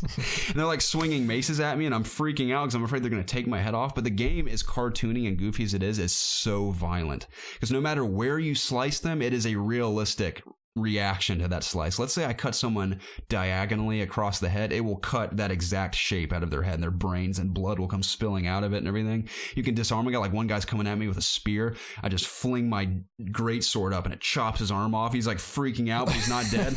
And you can stab them, and like all the stab wounds are totally realistic. Like wherever you stab them, that's the mark it's going to leave. And you can chop their legs off and they'll fall to the ground. You have to finish them off by chopping them up and everything. So it's so brutal, but it's so fun because there's so many different weapons. Like I picked up a spear and threw one and just like went right into the side of a guy's head, and he's just how big and wobbly they are falling over is so funny. And you can dual wield guns, or not guns, swords. Like I was like, whoa. I picked up two like fencing swords, was like stabbing guys, but probably the most fun to use was the big swinging mace. It was like a spiked ball on a chain, swinging it around like a lasso and like just nailing someone in the head with it, and just takes out an entire chunk of their head. It's so violent, but so funny. And I want to go back and watch PewDiePie's video, because I watched, I think, maybe 30 seconds of it. I just didn't have time when I watched it, but having as much fun as I did playing it, I can't imagine how funny it is to watch him play it. That was also on Vive, but I'm hoping it makes its way to PlayStation VR. And the developers it was funny because I was Devolver's publishing the game, so I had to go to Devolver's booth to sign in for the appointment that I had booked, and like, all right, we're going to take you over to Gorn now. So they take me over to Gorn, and the developers were so confused when we showed up. It was Devolver PR with me, and they're like, hey, you're like 4:30 appointments here with COD Connected, and they're like, appointment? They're like, yeah, media. And they're like, what media? What do you? They had no idea that media was at the show covering games, so they were so confused. Like, we have a whole line of people trying to play this game. They're like, I know, but this guy's gonna like promote your game when he plays it. He's gonna write about it. And they were so clueless as to that's even a thing at these shows. So like, I guess we'll squeeze you in now. I was like, all right. I was like, I'm not trying to cut anyone, but I set up the appointment like a month ago. And they had no idea. I mean, Devolver like had to force them to let me play the game because they didn't want to let me play. It's like, you're cutting everyone. Like, well, Devolver's like, well, we booked him to promote your game that we're publishing, so he's playing it. And they're like, all right. So I felt really bad too, so I like did the bare minimum. I'm like, all right, I think I've had enough. I played for like 10 minutes, but it's so funny. I talked to them afterwards because I wanted more information. I'm like, well, how many weapons are in the game? They're like, well, currently there's 12, or when it fully launches, it's going to have over 30, and we're going to just keep growing it from there. I'm like, well, that's cool. And I asked them what kind of game modes. Right now, it's just there's a couple single player challenges that are really minor things, but the only real mode right now is the survival mode, where just gladiators come out and you survive as long as you can. But one interesting aspect is, if let's say I'm playing VR and two of you are just hanging out and watching me, you can both pick up a controller and control two of the gladiators. And it's funny because it's like nearly impossible to kill the person in VR because they just have so much more control and you're just using a controller. But it is funny to watch people play against the person in VR and try to kill them.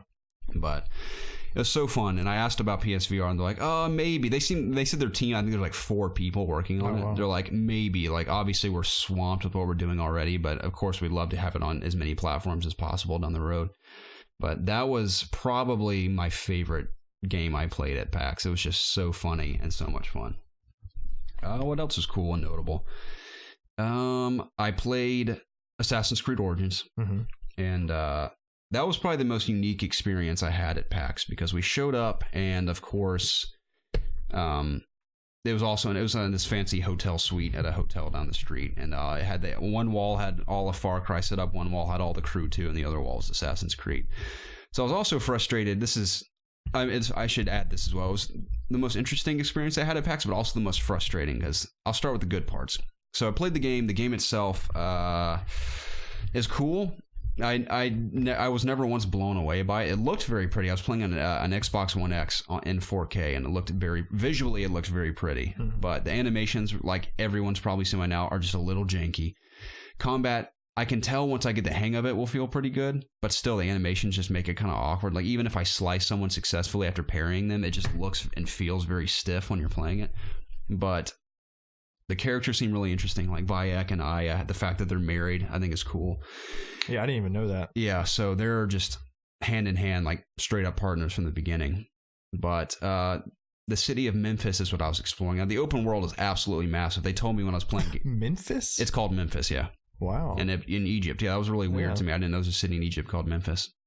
But that was just one big city out of the entire map. And I saw the entire map, and it's huge. And I think they've said in interviews and stuff, it's the biggest map in Assassin's Creed thus far. But Memphis itself was gorgeous to explore. Just very interesting to climb the buildings and Egyptian statues there, and go out into the desert and climb pyramids and stuff. The stealth was near impossible as usual. Of course, I feel like if you really try hard, like stick to the grass and everything, you can really be stealthy and whistle at guys. But it still bothers me so much you can't take cover. I mean, that astounds me. You can't do that in the game, because that's one thing about Unity I loved, is the fact you could take cover on a corner and stuff. That hindered me a lot because I wanted really good stealth gameplay, but I just could not get it. Because even when I'd whistle in a bush, like 3 guys would come investigate. So I couldn't do that. But the combat, like I said, was cool. Characters were fine. It looked nice. The city was fun to explore. One aspect I really enjoyed was the exploration part. I went into a pyramid that was very much reminiscent of Prince of Persia, where it's like a mini dungeon where there's all kinds of puzzles to solve and platforming areas to go through. So I went through a bunch of platforming stuff, solved some puzzles, and at the very end there's a bunch of loot and loot chests in this big treasure room, and I looted a legendary sword that was significantly more powerful than the sword I had been using previously. It looked really awesome. I got that, a legendary bow. I think I got a new hood or something too. And another cool feature, I mean, this is very minor, but something I appreciate. You can choose to either wear your hood up or down at your own free will whenever you want. So that's kind of cool. But I'm not sure what else to add. I mean, it just felt like more Assassin's Creed, just looked prettier in a brand new setting. The combat's totally revamped. I was slaughtered on multiple occasions by the guys until I got the hang of it. I mean, they are relentless when they attack you. I mean, 3 guys will just hammer you if you don't get out of there. So it was cool. But other than that, I met Greg Miller in the Ubisoft suite, because it's funny, I played Assassin's Creed, I turned around, he was standing like 3 feet from me. I'm like, oh, that's Greg. But he was in the middle of rehearsing for a live stream they're doing for Far Cry or something, so I was like, well, I didn't get to meet him at E3, so I gotta wait around and meet him now. So I had to wait like 20 minutes in the corner until he was done talking to whoever he was talking to. But I walked over to him and told him that, of course we were fans of Kind of Funny, and Kind of Funny was one of our inspirations with their own channel and everything, and told him I was enjoying Games Daily and everything. We talked about PAX a little bit. And it's so funny because the previous night I went to a YouTube party, I forgot to mention this, where almost every big YouTube gaming star you can think of was there. Jacksepticeye was there. Markiplier was there minutes before I got there. He had just left, according to the lady I was going to meet. These guys from a group called Treesicle. You guys know who Treesicle is. I recognize their faces. I just didn't know what channel they were from, but I found out they were from a channel called Treesicle. I met a guy from an anime channel called Mother's Basement, who's apparently growing very quickly. And I gave them all our cards because they were all trading cards. And they're like, so who are you with? I was like, well, I'm actually the smallest YouTuber here. And they're like laughing, like, oh, that's not true. I was like, no, I actually am. So because I was there technically for COG Connected. Like the lady I went there for is managing COG Connected. And of course I was promoting COG Connected as well, because that's who I was there for. I mean, I work for COG Connected. I write and make videos for them. But they're like, well, what else do you do? I'm like, well, I actually have a personal YouTube channel. That's when I'd be like, it's the smallest one here. So I gave out a card, not expecting anything to come of that, but I have cards for a reason, so I handed them out. And I gave out all my cards at the YouTube thing. I didn't get to meet Jacksepticeye because he was in the biggest group of people the whole time. And I'm not going to be that guy that walks in like, Jack, hi, how are you? I want to meet you. But he had like 1 billion people surrounding him the entire time. But all of them were there, and it was just very weird to be there with all those people at once. PewDiePie wasn't there because I feel like he's bigger than YouTube itself at this point. But he isn't usually good at anything. But it was a cool experience being there. But the following days when I met Greg, and I was all out of cards, so I couldn't give him a card. I was like, I can't give you a card. I ran out. I was like, I wanted to give you one so bad. And he's like, oh, it's cool, man. Well, you can just email me sometime. Gave me his personal email address. So that was nice of him. But we took a picture, of course. I'm like, I wanted to get a picture with Greg. So we got a picture, and it was a fun time. And I later interviewed the game director, Ashraf Ismail, from Assassin's Creed, which was even more terrifying than the Life is Strange one, because obviously he's pretty big in the industry, especially with Assassin's Creed. He's been doing all that IGN first stuff and everything. I'm like, I don't want to botch this interview. So I actually reached out to the senior editor and one of the co-owners of COG Connected to help me come up with some interesting questions for Assassin's Creed. because I wanted it to be a little more outside the box, because most of the interviews he's done, I feel like he's answered the same 10 questions every single time. So the guy from COG helped me come up with some pretty awesome ones we asked him. Thankfully, it went smoothly, but again, I was crapping my pants the entire time. Did you say, where's the cover button? I almost asked him, because I'm not that ballsy yet. I feel like if I get a few more interviews under my sleeve, I'll be a little braver to ask questions like that. I mean, seriously, that's a valid question. Why isn't there like a cover option? How do you answer that? I don't know. Should've been like, I think you need another year. Just like walk away. Just on camera and ends like that. Super nice guy though. He's cool. And all of Ubisoft PR is very kind. This is the only frustrating part of the Ubisoft experience. So I told you I was not only playing Assassin's Creed, but they asked, like, would you like to capture your gameplay? I'm like, oh, absolutely. But I asked because the co-owner of COG recently went to Assassin's Creed, our Ubisoft event in San Francisco just 2 weeks ago. And they all captured gameplay there, but for some reason they forced everyone to capture gameplay in 4K. Like, you cannot capture in 1080p, it has to be 4K. So 4K files are freaking massive. I'm talking 400 gigs for 30 minutes of gameplay. And I used to capture 4K video at the church I used to work at, and just 20 minutes of 4K video was like close to 350 gigabytes. It's insane. Goodness. So, and they have to do it on an SSD card to give me, and I have to plug it into this special thing to get it into my computer. So I asked them, like, do I have to record in 4K? They're like, yes, you have to. I was like, whatever. So not only did I have to play in 4K, but they captured it, and they're like, we're going to give you this card, and if you can't get it back to us by the end of today, you're just having to mail it back to us in San Francisco. And they gave me like an envelope and everything. I'm like, that's so annoying that I have to do that. I can't just record in 1080p straight onto my hard drive like most everyone else does. Anyway, I played the game. It was a pretty fun experience. I captured it. They gave me the card. I leave. So I put it onto my... I forgot that this special SSD card had a USB connection to take it straight from the card into my computer. So I got the gameplay onto my computer. I'm like, all right, now it's time to make sure the gameplay is fine. So I play it back, and all the gameplay is there, but the audio source was from somewhere else. The entire time you hear someone talking about a different game, as if they're like walking someone through a game, but it wasn't Assassin's Creed. You just hear someone like on a telephone talking to someone about a game for the entire 30 minutes. You just hear them talking about like The Crew 2 or something while I'm playing Assassin's Creed. So the gameplay recorded was an absolute dud. I couldn't use any of it. I was like, that is... Not only was it a dud, but I had to mail it back. I mean, it wasn't expensive. It cost me $5 to mail it back, but still, it's a principle, the fact that they gave me a card where it was improperly recorded, and now I have to mail it back to them. Really bummed me out. Man. And that's not the only bad experience I had with capturing gameplay. 2 VR games I played in Oculus at an Oculus party we went to, which I'll touch on the details there. It was very fun. I played a game called Brass Tactics, which was the most interesting RTS experience I've ever had. I was talking to Jacob about it earlier. You're at this big, giant game table in VR. You're in this big cathedral. It's all very mystical and medieval. And you can use your hands to like walk across the giant game table and get to different parts of the map. You can see where all the enemy camps are, and there's like caverns. It's very 3-dimensional. You can like you can grab the table and bring it up to eye level and get like right into the battles of your soldiers, and they look like lifelike when you get that close to them. So it's cool to, when you spawn like towers and stuff. I want to spawn an archer tower or a cavalry tower. You know, in most RTS games, you just cycle through a list of things and pick one. Like, I want these guys, and it places it for you. Or to play stuff in Brass Tactics, you simply open the palm of your hand and grab a tower of your hand and just place it in a pedestal on the map. It was cool to spawn on my armies and just attack across this giant battlefield and actually be with them and just like walk across the battlefield and everything and build up my tower. Just a very interesting RTS experience. I played that in another shooter game in VR that was not anything special at all. I feel like Farpoint was better than this game I played on Oculus. But it was fine. Played both of those, and they asked me both times, would you like to capture your gameplay for these? I'm like, oh, of course. And an added benefit of that was they had a face cam as well that I could basically turn into a Let's Play, because they had a face cam of me recording and recording the gameplay, so it was already synced up together in one file. So they gave me both those. I get home, and the Brass Tactics one has the audio but no video. Of course. And then the shooter one has my face cam, but no gameplay. Like, what is wrong with you people capturing gameplay? This is ridiculous. All 3 of those were a complete waste. Miraculously, Shadow of Mordor was recorded properly. But all of them were a dud. It really sucks. All those games were fun, though. What's a couple other notable things here? I'm not allowed to talk about specifics yet, but I did play Planet of the Apes: The Last Frontier. It was fine. That's all I can say for now. Okay. I'll tell you guys more about it later. I can talk about it on the 19th is when all the embargo stuff is up. But it was fine is what I'll say for now. Okay. I played a very endearing, adorable VR game called Light Tracer. Now, Light Tracer is where you play as this magical wizard/god, where there's this big three-dimensional tower in front of you. You're kind of floating in midair, and there's just all these puzzles and platforms up this tower, and you control this tiny little princess who needs to make it to the top in order to heal her people afflicted with some sort of sickness. And the way you control her is you have this wand with a laser, and wherever you point that laser, she runs to that spot.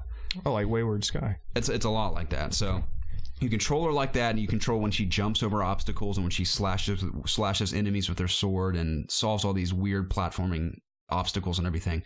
And at the top of every chapter, it's split into 8 chapters, I believe, and there's 4 acts per chapter. And each section you go up, the challenges get more and more difficult, and there's all different worlds per chapter. Like the chapter I played was it was like a big meadow. It was like waterfalls and grass and everything, but there's like an ice level and anti-gravity level, so they all kind of change as you go.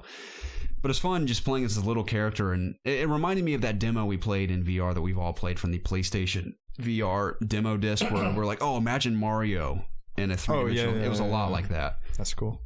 And it fought a big, scary wolf boss at the end of the chapter and everything. It was just fun. Hang on, what game's that? It's called Light Tracer. Oh, okay.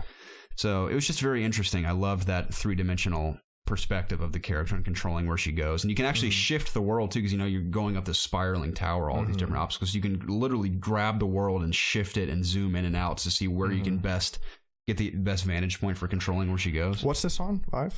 It's exclusively on PSVR. Oh, cool. It comes out this month, I believe. Okay. I have all the exact dates written somewhere else, but I'm pretty sure it's this month. It's cool. Okay. I know this is really doesn't have anything to do with what you were just talking about, but have you used the Oculus Touch controllers? I have. Do you like those? I did, because you can use your fingers and stuff. Yeah. I used them both in Brass Tactics, that RTS game I talked about, and the shooter game is called From Other Suns. The one that didn't really blow my mind, but I had to use my finger you just stick out your finger and click stuff on your wrist to select things in that shooter game. That's cool. And you also use your finger to push buttons in the world, which is pretty cool. Instead of just holding your controller and clicking something, you physically point it. That's cool. That's pretty cool. Evil Within 2, I played that one. I squealed in the Bethesda booth at the very end. It was embarrassing. It was horrifying. It was so funny, too, that I guess Bethesda, it was only the second day of PAX, so you'd think their security would be a little tighter, but most games, people, when you sign in for appointments, they make sure you're on the list and you give them a card. Like, all right, we'll take you to the place now. Then make sure you are who you say you are. Well, Bethesda, I guess, just doesn't care. Because I showed up to Evil Within 2 and I talked to a guy. I couldn't find where the check-in desk was. I'm like, where do I sign in for an appointment? He's like, oh, just come this way. I was like, all right. So he takes me around this big Evil Within was locked into this dark room, I think, just so you can have the best, most immersive experience. So he takes me around the big Evil Within chamber to the door, and this girl's like, hey, what's up? I'm like, hey, I'm here for an appointment. She didn't even ask who I was or where I'm from. She's like, all right, come on in. So she just let me into the room, and I just hopped on one of the consoles and started playing. No one questioned who I was. I could have been anyone, but I walked right in to play it. Game itself was cool. I've obviously only played, I think, 2 hours of the first one, but I think it was running at 30 frames again. The game just feels very tight and stiff. Like because I remember playing it on PC, I'm like, oh, this feels very good, silky smooth. I'm playing it on console. I just did even Destiny, like jumping from PC to console again. Oh my god, I had to get used to it again. I was like, this feels very stiff. I know. But it felt the same with Evil Within, but gameplay itself was creepy. You start in this mansion of some sort. I'm surrounded by these bodies covered in claws hanging from these chains by the neck. I'm like, well, that's kind of creepy. Hang on, in the game or in the life? Game? Oh, okay. Oh, yeah, in real life. That would be the room you were in. That would be a cool aesthetic, but it was pitch black in there, which is cool. And the headphones, I think they intentionally had cranked to oblivion, and I was trying so hard to figure out how to turn them down. It was so loud it hurt. I was like, whatever, I'm just going to have to deal with it. So, you start out in a room like that, and these bodies hanging from chains, and probably the freakiest part is when very similar to the beginning of Evil Within 2, where the guy with the chainsaw chases you. Well, imagine, you've seen Silent Hill creatures and stuff, just some of the most grotesque things the human mind could ever conceive. This giant woman, probably 11 feet tall, with just 1,000 arms and legs growing off of her and skin falling off.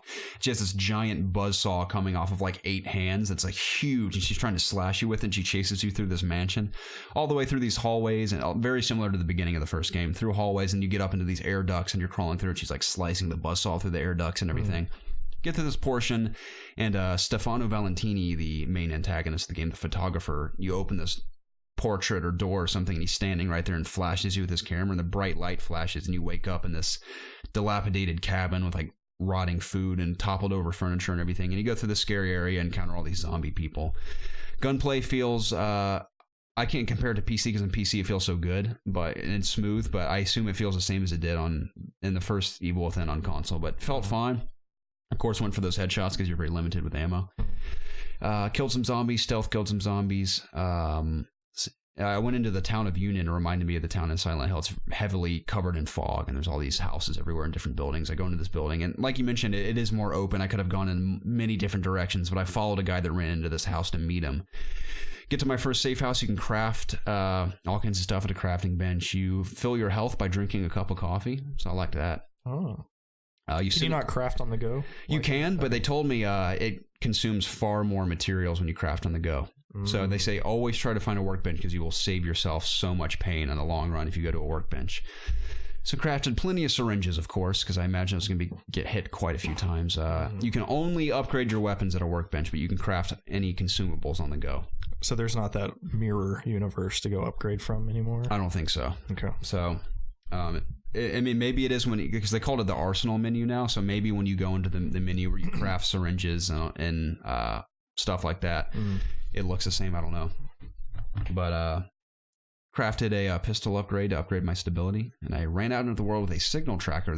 We're looking for the core of this town, apparently, that's malfunctioning. And there's this woman's voice on the radio calling out she needs help. So we're kind of following her voice through this signal tracker. And I snuck through this town of filled with zombies, of course. I snuck in and out of windows of open homes and snuck through them to get past. I wanted to be as stealthy as possible.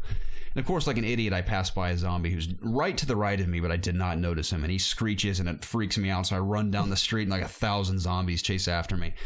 So I managed to mow them all down. One of them bit me pretty good, but I survived. Killed them all. And this is where I screamed in the Bethesda booth. So I killed them all. It's like dead quiet.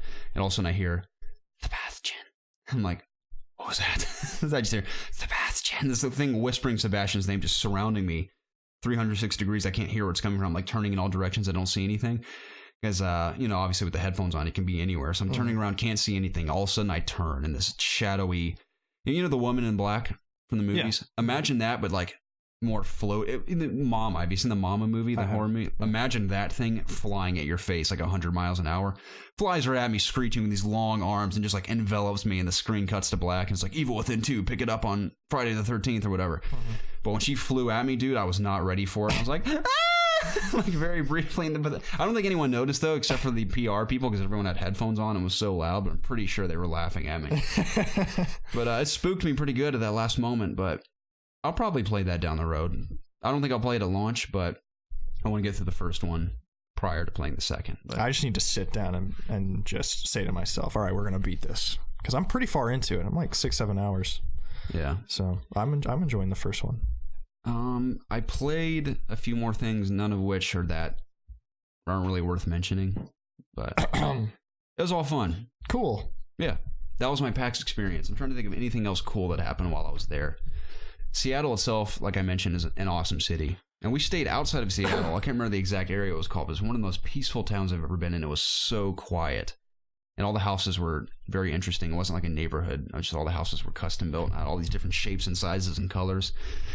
And you really couldn't hear anything. It was like the quietest town I've ever been in. Like even here in Cumming, you always hear like cars or like dogs or sirens or something at some point, but it was just dead quiet, and it was so peaceful every time we came back from the show every day. And I liked the area of Seattle we were in.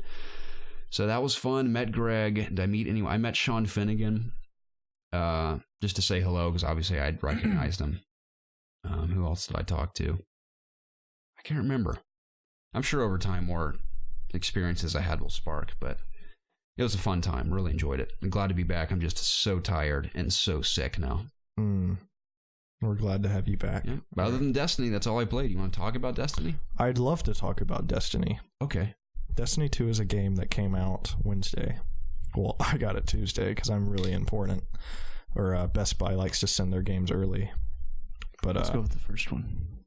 That you're really I think it's just because I'm important. They knew I was a big deal. So like, we heard him talk about us on his podcast. Yeah, he switched to us instead of Amazon. We got to make him proud.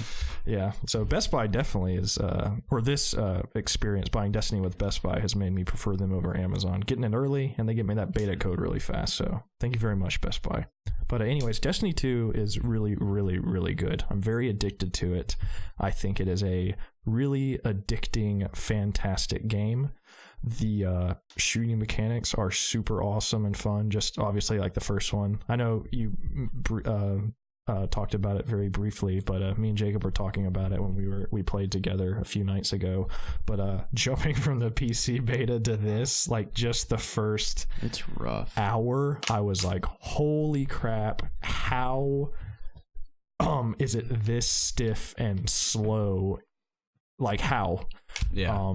So once I got accustomed, like now hopping on, it feels perfectly fine and natural, but that just playing near like 100 frames per second and then dropping down to, and typically whenever somebody says something like that, I was like, oh, you're a snob, like that's not real. It's night and day though. It's for real. It's a real thing. The main thing I noticed was how hard submachine guns are hard. Yeah, like, it's so hard to control them on dude console. On PC there's like no recoil. It seems yeah, like you can use a it's- sub at an auto rifle range on PC, yeah, but not on console. My goodness. so but besides that, it's still awesome. I'm digging the hell out of the mission structure, just how it drops you in and you can just go do adventures, which are pretty much on the same level as, you know, the story mission, the Red War missions. I feel like the adventures are kind of like Destiny 1 story missions. Yeah, and those are like, you know, the side missions. Yeah. So, and it's awesome because you're in the open world and you can just seamlessly go into these missions, and once it's done, you're back in the world. There's no going out to orbit, you know, there's no loading. You're just there, you do it. And along with these adventures, you can, once you unlock patrols, they're essentially the same thing as the patrols in Destiny 1, but you can get the coins or something to upgrade that faction of the planet that you're on. So there's a pretty good reason to do these patrols because they will help you get legendary gear once you hit level 20. The lost sectors are really cool. I think they're cool in the sense of you actually get good stuff for doing them, so that gives you incentive to do them. I just like finding them. Yeah, because like you know the general area because they're marked on your map, but you know sometimes they're hard to find. Yeah, I see a lot of YouTubers are putting out videos like where the lost sectors are. I'm like, they're on your map. Yeah. So yeah, a better video would be where are all the gold chests, because some of those are hard to find. Yeah, I've been searching for some and I can't find a few. So, but I'm really digging the open world area. That's far surpasses you know, what was available in Destiny 1 for sure. So the worlds are so much bigger. I'm sure, like, you know, you played through it. Yeah. But I was like truly shocked because like you don't realize it at first because you're kind of fast traveling all over the place. But if you just take a moment, just get on your Sparrow once you get it and just actually go through all the worlds, like I was shocked how especially much running space through them before you have a Sparrow. Yeah, there's enemies everywhere. I don't agree with that decision.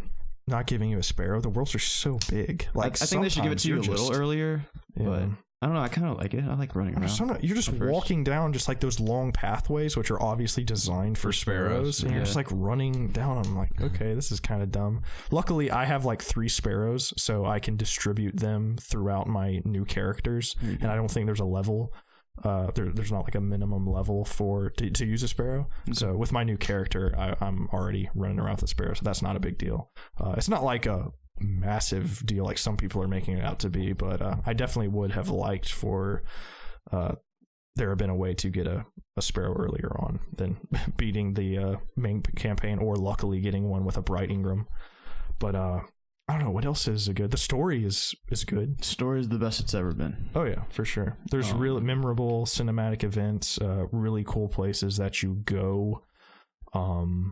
Yeah, just cool areas and stuff. Nice skyboxes like Destiny always has. Yeah. The last couple missions really have good. Really cool skyboxes. I think the camp is one of my only gripes with the game is that I feel like the second act of the game is not that great. Like because you go to all these different places, you go to Titan, Nessus, and Io, but I feel like you do like maybe a couple missions there and then you move on. Yeah, that's my only problem with the story. I feel like they could have really taken advantage of, I don't know, making some compelling reason why, I'm going to Titan to see Zavala. But like maybe I need to convince him to come back. Like you kind of do, but it's just very brief. I think that's kind of what the adventures are for, giving you a somewhat more time story mission to invest on the planet. I was just wanting a little more. Yeah, because I mean the story really isn't long. I mean, you go to a planet and pretty much do like 2 quest for the most part. Once you're through all the planets, then you go back to Earth, and there's like 4 missions. That's the thing, though. It's so hard not to like deviate from the story. 'Cause you just see so much to do. And you're go do that. You're gonna do that, and I think if you just go through the story campaign, you're eventually going to hit a point where you're not at high enough levels. So you have to go do the lost sectors or the adventures and stuff. I think every time you go to a new planet, you like have to hit a threshold. Yeah. So. My favorite thing mission wise was beating the campaign. New missions unlock on the planets that have really good rewards. Like I'm talking like exotic quests. 3 of them give an exotic quest. 1 does not. I think it's the one on IO. I think that gives you a linear fusion rifle. I think it's the Man of War fusion rifle. Is that what it's called? It's not an exotic. No, it's a legendary. Yeah. It's the first one you get. Yeah, but the missions are cool though. Even that mission was. I think awesome. the ones on IO were the best. Yeah, like it made me really interested. You like IO. went up that thing. Yeah, and you fought the. There's a chest up there somewhere. Vex looking I can't find dude. Oh really? Because there's that one that you see like in broad daylight. You remember it? It's off like over that lift. I don't think I remember. Well, it was there. Like you shouldn't have missed it, but. There's like another one up there, and I can't find it for the life. I mean, it's probably like up on some tall ledge up in that. Gotcha. Thing. But I had no idea that you could climb that thing. No, I didn't either. Like, it took me a while to even figure out how to climb. I was like running around. I was like, where do I go? Yeah. I was trying to like actually climb it from the outside. But that's what's cool is like once the story campaign's over, you're still not done. Like a lot more missions open. I just went back to Earth. I'm light level like 275. And I've done all the adventures, and I went back to Earth last night, and I had like 5 more adventures pop up. I'm like, holy crap! Like, well, they it's just because keep coming. It's that are they EDZ is this week's flashpoint. Oh, okay. And that means that all the adventures, the light level goes up, or the rewards go up for it, and like you get powerful rewards for doing activities in the EDZ. I need to do that. And then you get the treasure maps for the EDZ for that week. Like next week. What did treasure maps do? I did one. It'll be a chest. I got a journal. Drop gear. I got a journal from one of them. Are you sure? That's all it gave me. That's journal. I don't know what that is. I don't know either. But are you sure it's not like a page? It's a page of something. Maybe if you collect is that all of them, do I need to get all of them? Is that the World Eater thing? No, I already have that. That's from Nessus, right? The World Eater? Yeah. No, I got that on Earth. Oh, well, you have to go to Nessus to complete it. It's like a little page in your, I think it's your heavies. No, talking, that's the little codex. You go to somewhere and beat Cabal, and then you get the Man of War. We're talking about a quest that you get like an item that people are speculating that it has to do with getting the exotic from the raid. Nobody really knows what it's for. I'm talking about you go to Cade 6 and you buy a treasure map. Okay. You go to the area. It tells you to go. Several, right? Yeah, there's like 5 available. I did one, and all my the only reward I got from it was a torn journal piece. Okay. So maybe you have to do all of them. I haven't done them yet, so. Okay. We're getting a little in-gamey here. Yeah, we're getting lost here. Yeah, we're getting lost here. But overall, my favorite thing about this game is the mission structure. It's great. Something I was kind of disappointed in terms of this kind of relates to the missions a little bit. You're not fighting really any new enemies. There's not a new faction, which I was kind of disappointed by. I think that's one of the things people are like, oh, it's just a 1.5. There's no new enemies. Some weapons are the same. I mean, there's a lot of exotics that are returning. It kind of surprised me. I mean, there's a lot of new exotics, but I have like the Starfire Protocol. Like I had that. I have the Sunbreakers gauntlets. I don't think I have any that I had in Destiny 1. All mine are new. Hardlight's back. I mean, there's just quite a few that are back. It's a little surprising. I mean, they're like... Is the last word in there? I don't think so. I love that one. That's a good one. I want Hawk. I think it's okay. All these same enemies are there because they've done such a good job of giving them stories with the adventures and stuff. And they're a little different. Like the like some of the like will run at you on 4 legs. There's like the thieves, phalanxes. You can actually shoot their shield with the. I hated them in Destiny 1 because you just had to like hit the corner of them. So I think the Taken are very interesting to fight. Yeah, how they shield each other and everything. Those Taken thralls. Is it the thralls that like teleport around? Those are what is the scions that like will duplicate themselves? Yeah. Those guys are freaking annoying. I like kill 2 and one's left. They keep duplicating. I think what are those purple balls called again? I always forget the name. Those are servitors. Yeah. Servitors, I like when they shield certain enemies and you have to take it out before you fire at them. Yeah, the Taken do that too. What was I gonna say? I think how they updated the Hive looks. I really like how the Hive look now. They're like more white now. They look really cool. I think they updated the Fallen too, or they probably updated all of them. But. I know the Fallen, like they say at the beginning, like these Fallen are wearing colors we've never seen before. Yeah. I don't know if they ever go. That makes it different. They never really said what kind of Fallen they were. Oh, there's the invisible ones. They're different, aren't they? Yeah. So I think they're thieves or something. I think they're the Marauders. I don't think so. It's something like sneaky. I know what you're talking about. Yeah. And then they have like purple capes on. Yeah. I understand. The loot system, I think, is awesome. You are getting rewarded constantly. Every 5 seconds. Yes, like you are switching anytime you are maybe getting bored with a gun, like boop, there's a better one for you. Yeah. And the best part is that you can do anything to get gear. Mm-hmm. It doesn't matter however you want to play. You can go play Crucible. You can go in the open world. You can do strikes. Mm-hmm. You can do anything you want. Mm-hmm. Was it in D1 the Crucible? Like every couple of matches, you might get something. Mm-hmm. It's like every match, dude. You're getting something that's like somewhat better, and it's always like 1 or 2 points better. Yeah. So you're constantly just getting up. And like you said, no matter what you do, there's no level requirements really. Like if I'm level 20 and you're level 5 and we do a story mission, we're essentially contributing the same amount of damage and stuff. At least that's what it looks like to me. Mm-hmm. And I'm getting gear that's suitable for me, and you're getting gear that's suitable for you. So there really isn't any alienation between like bigger or higher level people and lower level people. Like if there's a public event, dude, everybody's helping. Mm-hmm. Like no matter what level you are. And there's so heroic public events. I just found that out. You didn't know that? No, I did not. I did one when I was like level 10. I've done one on accident on Titan where the 2 walkers will drop. Mm-hmm. I haven't done that one. Yeah. To activate it, there's scorch. It starts with 1, then you do something, then 2 come down. There's 3 scorch cannons. Okay. You just have to unlock all 3 of them, and then another walker comes in, and you get better rewards. So that's cool that you can just do something, and it makes it harder. Mm-hmm. So that's really awesome. I've heard that the public events are the best way to gear up. Yeah, you get exotic Ingrams, and a lot of exotics. I've gotten 1 exotic Ingram from public events. So. But that's not to say that it's the best way. I mean, you can play however you want, and there's still plenty of time. Mm-hmm. Well, when this goes up, there's not so much time till the raid, but not everyone's racing to be there on Wednesday to do the raid. So I feel like they're going to nerf it at some point, because it's just like it's like too good to be true to like leveling up this fast. You think it was fast? Yeah. Oh, you mean just the gearing, or just getting good gear, dude? My first day playing, I had like exotics and legendaries, and I was like I was like 240 light level my first night playing. Like I was nightfall ready in 1 day. Mm-hmm.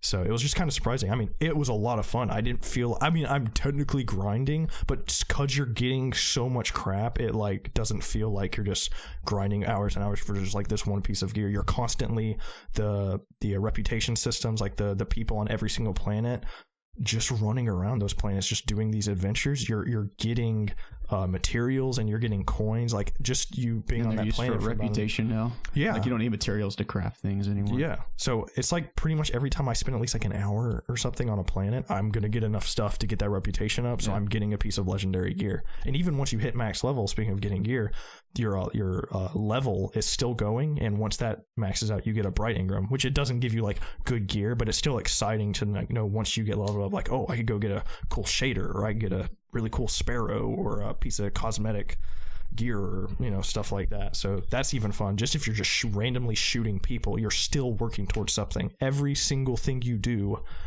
is contributing to something.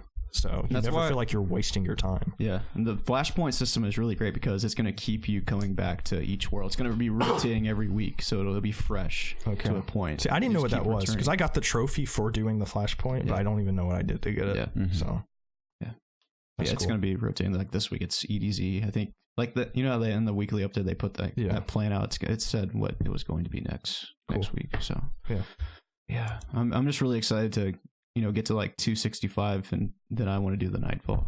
So I'm ready to go.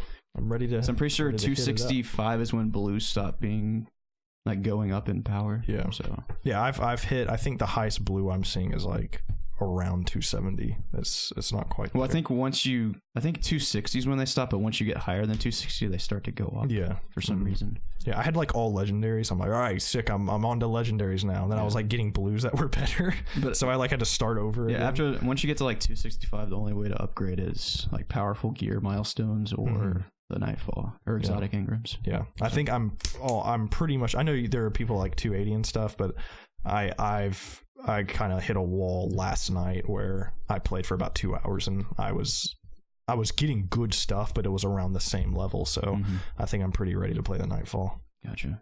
Yeah, So- I'm trying to get there. Yeah, just waiting for you, man.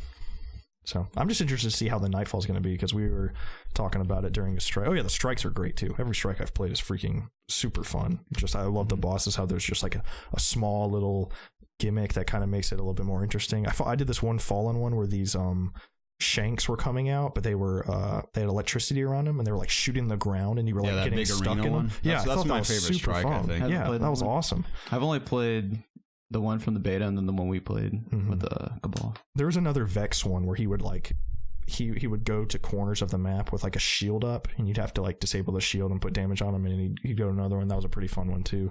So they feel like, you know, miniature raids now, which is what I wanted in a strike. So that's cool that they're there. I'm still surprised that you can't pick which strike you want to go to. That's a little odd to me. Yeah. And it's a little odd to me that you can't replay story missions either. I know Ikora, you were allowed to play a few story missions with her, but once you do those, isn't that a weekly reset? I think it's a weekly reset. I thought it was daily at first, but that was a little odd. Granted, they're strong, they're higher level than they were, and I think you get better gear. So if you do those, do you get rep with her? Yeah, Okay. I think Is there a rep separate from the Vanguard? Yes, it is. Okay. I'm So pretty you sure should it is. do those missions. Yeah. every week. And I I haven't think really if felt you like I do wanted all to of do them in them. a week, I think her rep goes up immediately because I did all of them and it went over and then some. So I don't know. I just haven't really wanted to go back and play the story missions. yeah, that's the thing. Is like I don't really care, but I think that's odd that they don't even give you the choice because you could, you know. I feel like you should be able to, like, if you just have an urge for some reason to, like, oh, I want to play through mission 4 again, like, that should be an option. Same thing with strikes. I don't even know how many strikes there are because I can't even Pretty sure look at there's what like they are. 6 if you're on PlayStation. I think there's 5. I've played the beta one ones. like 4 times too. It's like I don't know if I'm missing one. Like I keep playing this one over and over again. So You gotta stay in that playlist. that's kind of an annoyance. Yeah. So I've been talking a little bit too much. So. Have you dipped into the clan stuff any? Yeah. I mean, I know it's shallow right now. It I feels maxed out my 2 characters on their clan XP. Nice. last I night, did my so- one. Yeah. It's I not got- too hard. I got something from Hawthorne for maxing out my weekly contribution. Yeah. And it was an upgrade, so. Yeah. It's nice legendary. I like how Ingrams, like, you just get them now and you don't know what it's going to be. So you're not really like. Because, like, in Destiny 1, you'd get a legendary Ingram and it would put it where it's going to be like, oh, it's in the boots section. So Oh, yeah, you're getting yeah. boots. Oh, It yeah. could be anything now, which is cool. Yeah, I kind of forgot about that. That is cool. And it'll tell you the power of it so when you get it too. So it's always in your best interest to go decrypt it now so you don't it's an upgrade immediately. Because if you wait, it might not be an upgrade down the road. I think that was people did that in D1, waited until they leveled up to do all their. But you don't have to equip it in this game because it knows your best gear. You don't have to have it on to get upgrades, which is cool. That is cool. Very cool.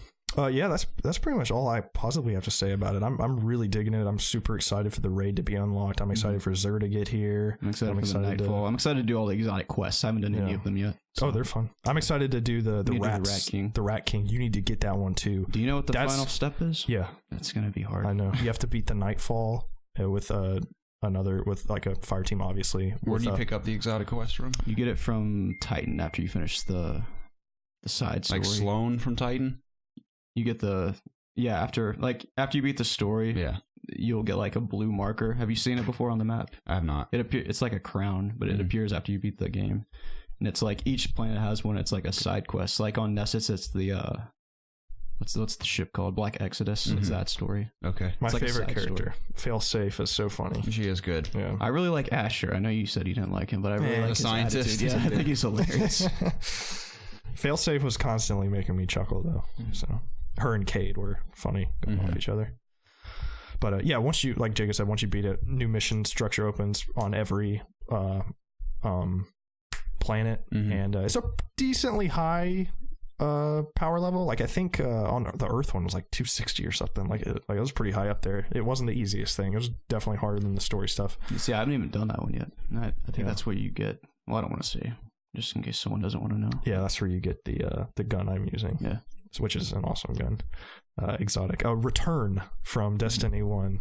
It's I think you were a fan of it too. Is it really a spoiler?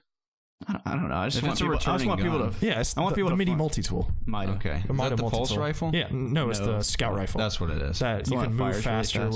with. Right. Yeah. Okay. But there's also another weapon that complements it called the Mida mini tool, which is an SMG, and if you use them at the same time, it like makes speed benefits for the mini tool better. There's another combo with a quest, exotic quest, or you get like a sidearm and a hand cannon. Yeah. And they pair really well together. I don't He's not a big disagree. fan of them, I think but- the hand cannon is ugly as hell. I think it looks so cool. It looks like a World War II Luger, but like gold and silver. I know what you're talking about. It I've looks seen so cool. dumb to me. It was like 280, so I just put it in my Sunshot, which the Sunshot is so much cooler. Sunshot is one of the. Did you see the red and black ornament for the Sunshot? Dude, it's like the coolest looking gun I've ever seen in a video game. It is so badass.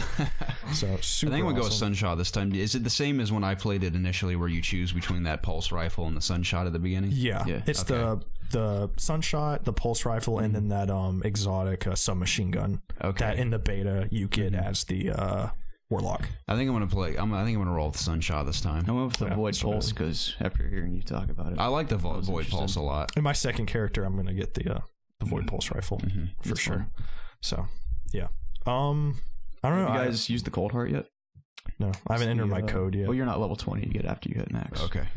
But yeah, it's that pre-order gun. It's the frost laser basically. Yeah. And it's really I've seen a lot of people use it. It looks cool. I like using it in Crucible. Yeah, that's how haven't seen anybody in PvE use it. And it sounds so cool. Mhm. Like I was also making this comparison. It sounds like you're Mr. Freeze or something. You're just ripping through. guys. Everybody, chill. Yeah, I actually say that every time I use it Nice. on live comms. But I guess the last thing we could talk about is like the shader controversy. How do you guys feel about all this? I don't hate it. It's just there's like an up and down to it. The up is that you can apply them to any piece of armor and mix and match between weapons and armor. I think that's a plus. I think what sucks about them being consumables is that they've lost the merit they once held. Whereas remember when we all fought to defeat Atheon, we got the Chatter White. We're like, we earned that shader. We wear that shader with pride Maybe that's because we beat just the Atheon. only place to get that now, and it never keeps you returning to do that. It's just, I still can't determine what their thinking is behind making it a consumable. See, this is what I'm thinking. This would not redeem it, but this would make this more palatable.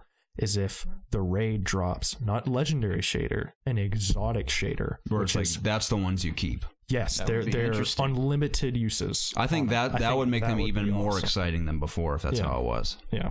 So for you to get like the unlimited use ones, then you got to do the raid. So I think that'd be cool. I think That'd I'm be very okay cool. with the system overall after hearing people talk. That or maybe certain Nightfalls do the same thing. But I think raids would hold the highest merit for sure. Like you get, let's say it's Chatter White again or something. Like for beating the first raid, you get that one specific shader to hold on to permanently. Because I know that some shaders only drop on certain planets. So that gives you a reason to keep coming The back. reputation too. I know a lot of people are a little bit misinformed in terms of the microtransactions. You can't get all the shaders through microtransactions. Like you said, some are segregated through different vendors, different planets. There are a set amount that you can get through microtransactions, but like I said previously, you don't have to spend money. Once you I don't know how we unlocked him, but I told you about it, dude. Throughout the campaign, I was going to her and she was giving me so much crap. Like she was giving me bright Ingrams like crazy. Yeah. So she already gave me a crap ton. And then once you hit max level, instead of actually leveling up your character, you have another bar of XP that's going up. And once that hits the end, you get a bright Ingram, which can give you those shaders. So there's a way to get these microtransactions besides paying money. See, you don't have to if do this it. wasn't in the game, I think it would be a problem that you can only get the bright Ingrams from spending money, and it's the only way to get these awesome rewards. Because arguably all the best cosmetics are through Eververse. I would say debatable. The Warlock gear kind of looks dumb, which I have the chest piece and the helmet just from leveling up through bright. And that's the thing; Ingrams. like it changes every week. Or things gonna reset. Yeah. So and also you get dust from dismantling items that you get from her. Okay. Or you can just use that to buy them. And you can use that to buy things that are on sale. So there's like 4 shaders right now. I have so much dust. I have like over 1,000 dust. I can buy any shader I want from her. So I'm just trying to play devil's advocate here. Like, I like that there's an option that if you don't have a lot of time to grind like everyone else does in Destiny, you can just spend money and get all these cool things. But you know, if you play Destiny all the time, it's your life. You're gonna be getting tons of bright engrams anyway, so there's no reason for you to spend money. I've heard people say that you can get mods though from paying, so that could technically give you a gameplay advantage. But I have so many mods. Yeah, blue. I have so many mods I don't even know what to do with them. I have an ass ton of mods. Like you get a crap ton from playing the game, and yeah, they help you, but they don't help you so much. Like the best mod I have added like five damage. Yeah. But like I said, that's a legendary one. I don't even think you can get that through. Once you hit power level 280, I think you can trade in 3. We just read that 3 blue engrams for a legendary one. So maybe that's a way to get them. I don't know. I just don't think that's that big of a deal. I do think game breaking. Yeah, that's an exaggeration. That's But I still don't know how I feel about the shaders because I have an ample amount of shaders. Like I found this red, black, and white one, like Georgia color so like shaders. Yes, the Suros one is a legendary. I have like over 10 of them. So I'm like, I'm good to go. I have a set amount of gear that I like the way it looks. So even, I think people don't know this either. A big complaint has been like, okay, I put this shader on my chest piece. I got a better chest piece like 2 minutes later. You can keep the chest piece you just colored and infuse it with the better one so you can keep the way your character looks. Like, so you're not having to constantly change it out. But I mean, I can see that problem that if you use your last one on a chest piece and you get another chest piece that you think looks cooler and is better, then, oh, okay, that sucks. I don't have, I can definitely see how that's an issue. Yeah. I just don't know how they're going to change it because it seems like that's like, that the shader system is like really incorporated into the game. I feel like if they just completely changed it, I don't know how they do that. I wouldn't say I would be against that at all. I'd say about in a month or two, it's not going to be a problem because everyone's going to have so many shaders. Yeah. So it's just not a big deal to me right now. I have so many shaders. Yeah, I say that in the review I'm writing. Like, I don't even really consider it a complaint on my end. It's more of just like an interesting decision by the developers. I'm just curious as to why they went that direction. They're very good at just walking the line as far as microtransactions. Now, one thing I do kind of agree with some grievances is when you do go look at the bright engrams, you go look at their shaders, there are quite a few. I think there's like 15 or 20. Like, there's a ton. What if there's a black and gold one that looks really cool. I have that one. I have 3 of it. Oh, you do? Well, I can't. I have to get lucky to get it. Why can't I buy it with my dust or money? Yeah. I feel like everything but everything that you can get from bright engrams, I feel like there should be an option to buy those with the dust. And I also feel like from the vendors, there should be a way to buy. I think once you get a shader, once you initially have a shader, there should be a way to continuously buy that shader, even if it's really expensive. Maybe. Yeah, even if it's expensive, maybe give an option. They did that with the weapons. Like once you get the main legendary weapon from a planet, I accidentally dismantled my mini tool, and I was like, "Oh no, I dismantled it." I went back to Earth. He sells it back to you. So I feel like they should do that with the shaders as well. Okay. So that's an interesting idea. Yeah, or just let you buy them outright. Just let us buy the shaders. I think that's what is inevitably going to happen. Is they're just going to be like, okay, you just buy the freaking shaders. They're there. They're still consumable. We have a ton but you can glimmer. buy them. I have max glimmer. It'd be nice. I've had 99999 glimmer for like since the first day I played. Like there's so much glimmer, it's just pouring out of my ass, which is awesome because I was constantly running out of glimmer and the 25,000 cap or something in Destiny 1. So. Yeah, that's really all I have to say about the shader. I have a feeling they're getting a lot of feedback from the shader thing that I think that at least I think they'll make them purchasable from the vendors and stuff. Yeah. So with in-game currency and stuff, and hopefully the glimmer ones. I did get from my bright engram and an exotic. I told you about the exotic emote where you eat a bowl of ramen, and when that popped, I got really excited because it looked really awesome. Yeah, the neon ones are cool. So very cool. But that's pretty much all I have to say about Destiny. I'm really, really enjoying it, and I'm enjoying it more than I thought I would. And I'm very excited for the PC version as well. Yeah, I'm just waiting for that PC version. That's like I don't know how much I'm gonna play the PS4 after it comes. I'm platinuming this game. Yeah, I'm super easy platinum, like really easy. Platinum. What are some of the trophies?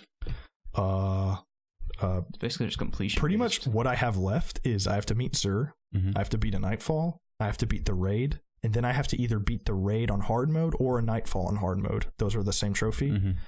And then get the subclasses for all the 3 classes. Not even level them up all the way, just get them. And then it's just like beat the story mode. Did you get that one? Some Crucible. The subclass one?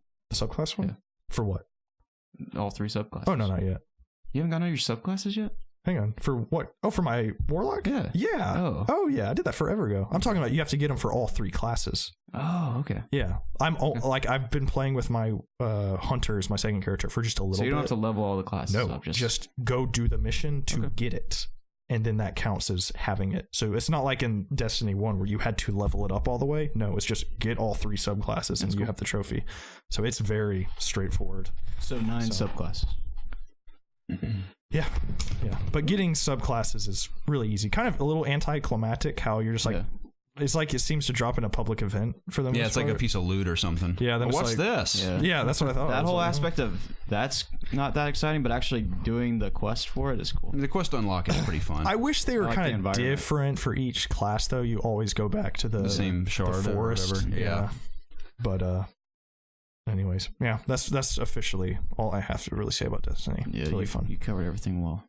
Cool. I have nothing else to add. What about you? Not much. I'm just excited to finally catch up with you guys. I plan to go hard tonight, tomorrow, and most of Tuesday to level my character up. I just haven't had any time. I had to catch up on all the work I've had to do with PAX, but I'm enjoying it as well. It's fun. If you want to play, I'd love to play with you. Oh, certainly. I could use all the companionship. What level are you? 8. Far behind right now. To catch up. I mean, I'll catch up quickly. See, I have another character I can play with you with either. I could probably level up a character and play. Yeah, I haven't had a chance to play more than about 30 minutes at a time since launch, so I think tonight will be the first span of time I have to play for like a few hours on end. I plan to wake up and play all day tomorrow, all day Monday and Tuesday, so I have to be ready for the raid on Wednesday. I'm not sure if I'm working next week, which would be really cool since the raid is coming out next week. Yeah, I'm off Wednesday, so it'd be cool to at least jump in with everyone on Wednesday. Definitely. So, really cool. But guys, you want to get into the news of everything? Yeah. So anything else to say? I was going to say since we're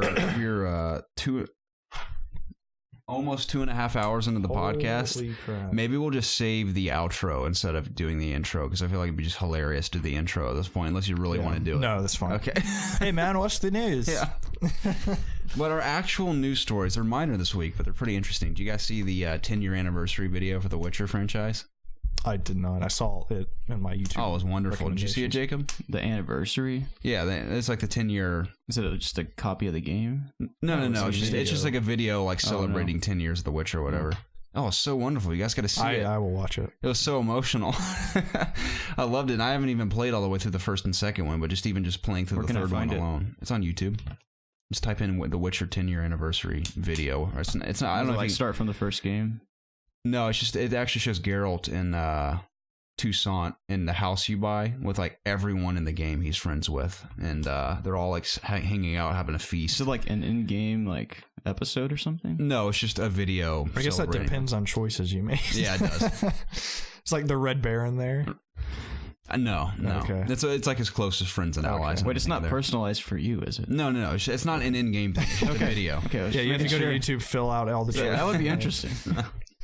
But it's just Geralt doing voiceover, talking about all the adventures you and I have. He's like, I have a lot of these people to thank for the adventures I've been on, but all the real thanks go to you. And he like looks right at the camera and he's like talking to you as like a player. And he like talks about all the adventures you've had and everything. And he goes, "Here's to you," and everyone like toasts to you at the end. It's like it makes me want to cry a little bit. That's cool. So it's a really cool video. Yeah, I missed that game. Love The Witcher. Yeah, it's funny because Preston's played through it so much, but me watching that video is like, I gotta play through The Witcher 3 again. Hey, especially in the PS4 Pro. Yeah, I think the PS4 Pro is already established the 4K update. I think it's live. I think if it's not live currently, it goes live very soon. Oh, really? And I think in a couple months, the Xbox One X, when it launches, will have 4K support as well. But PS4 Pro is right over the horizon. I can't wait because it already looks so good on normal PS4. I cannot imagine what it looks like running on the Pro. So I'm excited to see that. I'm gonna have to reinstall it just to see it. Yeah, I'd like to see it on PC just at a higher frame rate. I know it's a taxing game to run on your PC. That's what I've read. It'll be fine. I mean, depending on what you put it on settings wise, but I've heard it looks good on PC though. Yeah, it does. I love that game. The video is awesome. Yeah. I'm amazed you guys haven't seen it. You got to watch it. Get back to me on that. I've been playing Destiny. That's it. I'm pumped for that Danny O'Dwyer Witcher documentary. Oh, I'm so excited for that. I know they had the panel at PAX, but I've not watched it. I don't know why I don't feel compelled to watch the panel, but I definitely want to watch the documentary. For sure.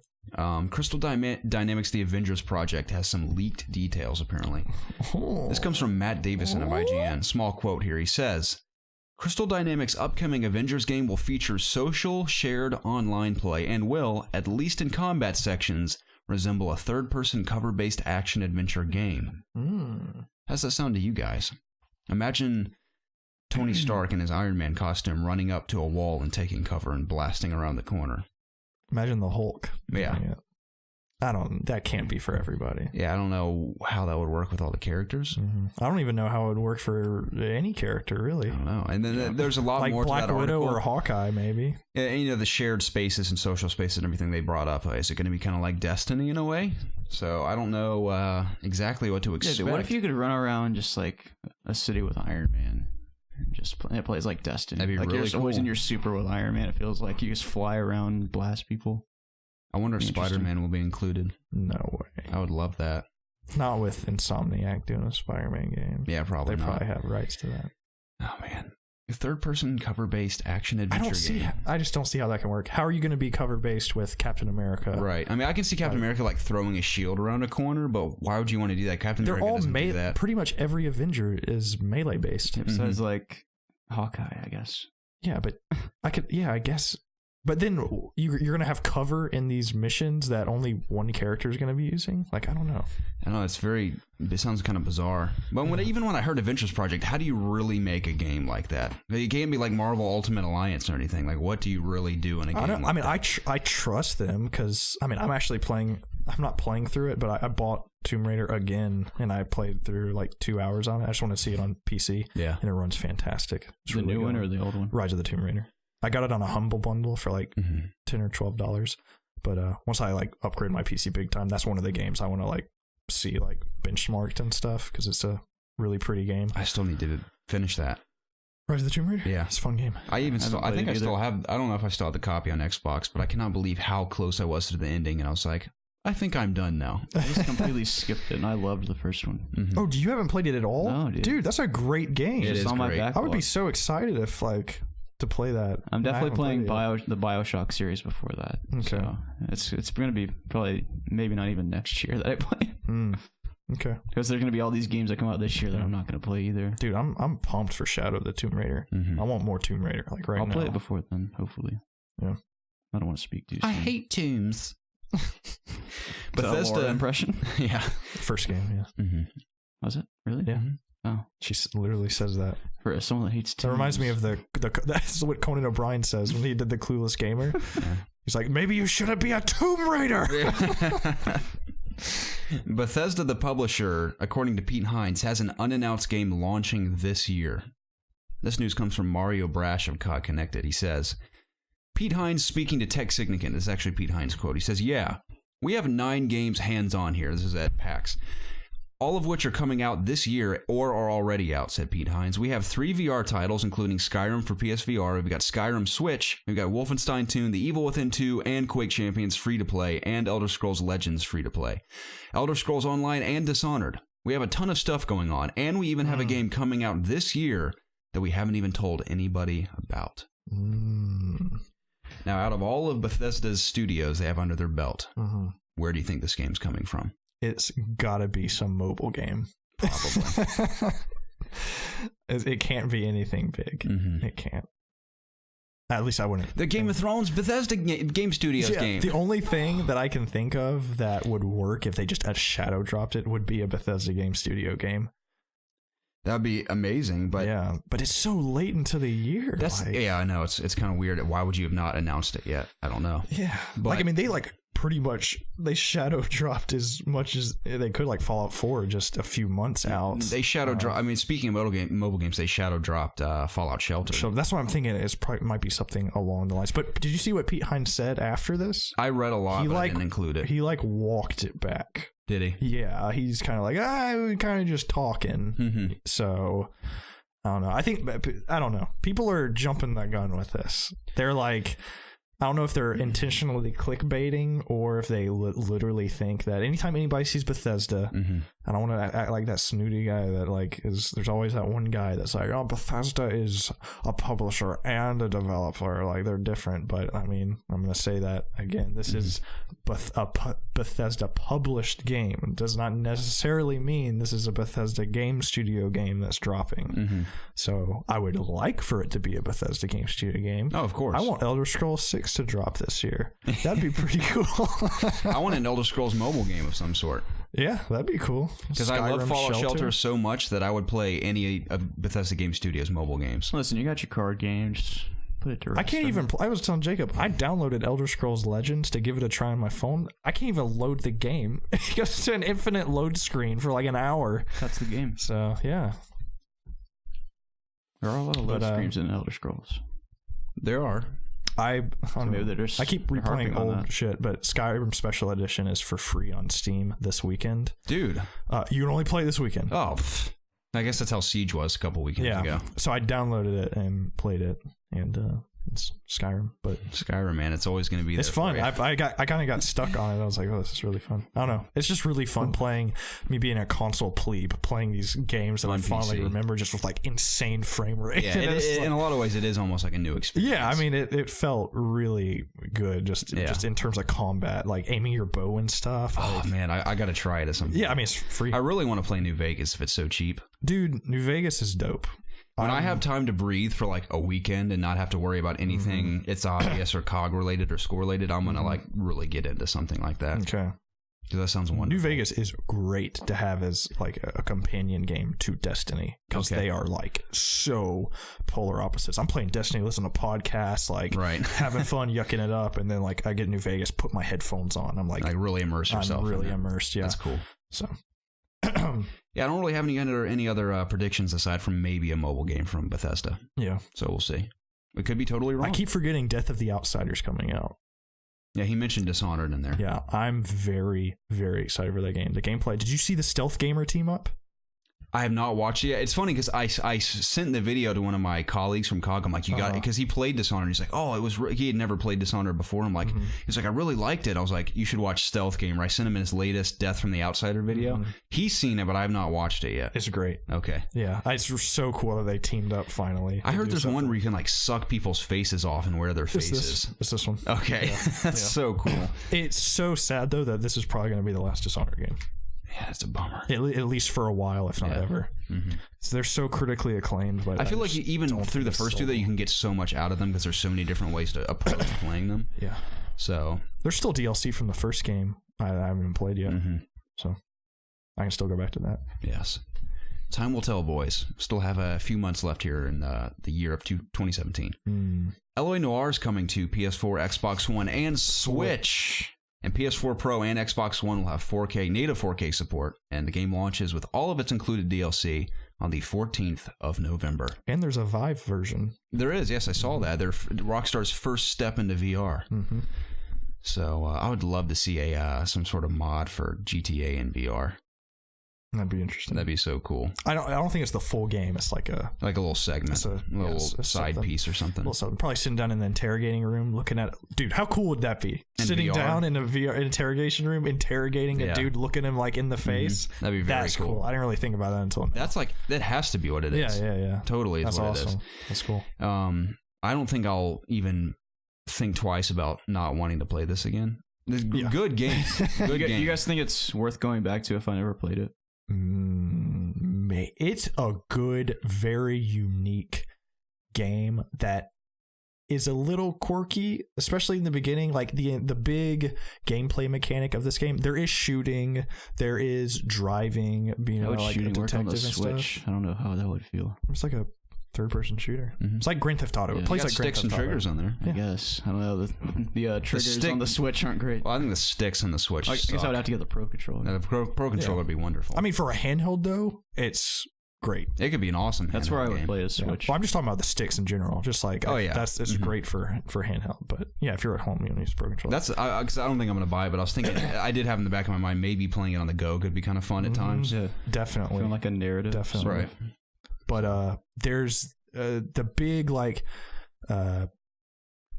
I want to say gimmick, but the mechanic of this game is you interrogate people and you look at their faces and you tell if they're lying or not. But at the beginning, as it's kind of like introducing you and stuff, it's really weird. Like you're like, they're like, no, I didn't do it. It's like clearly their body language like, says otherwise. I think you're lying. Yeah.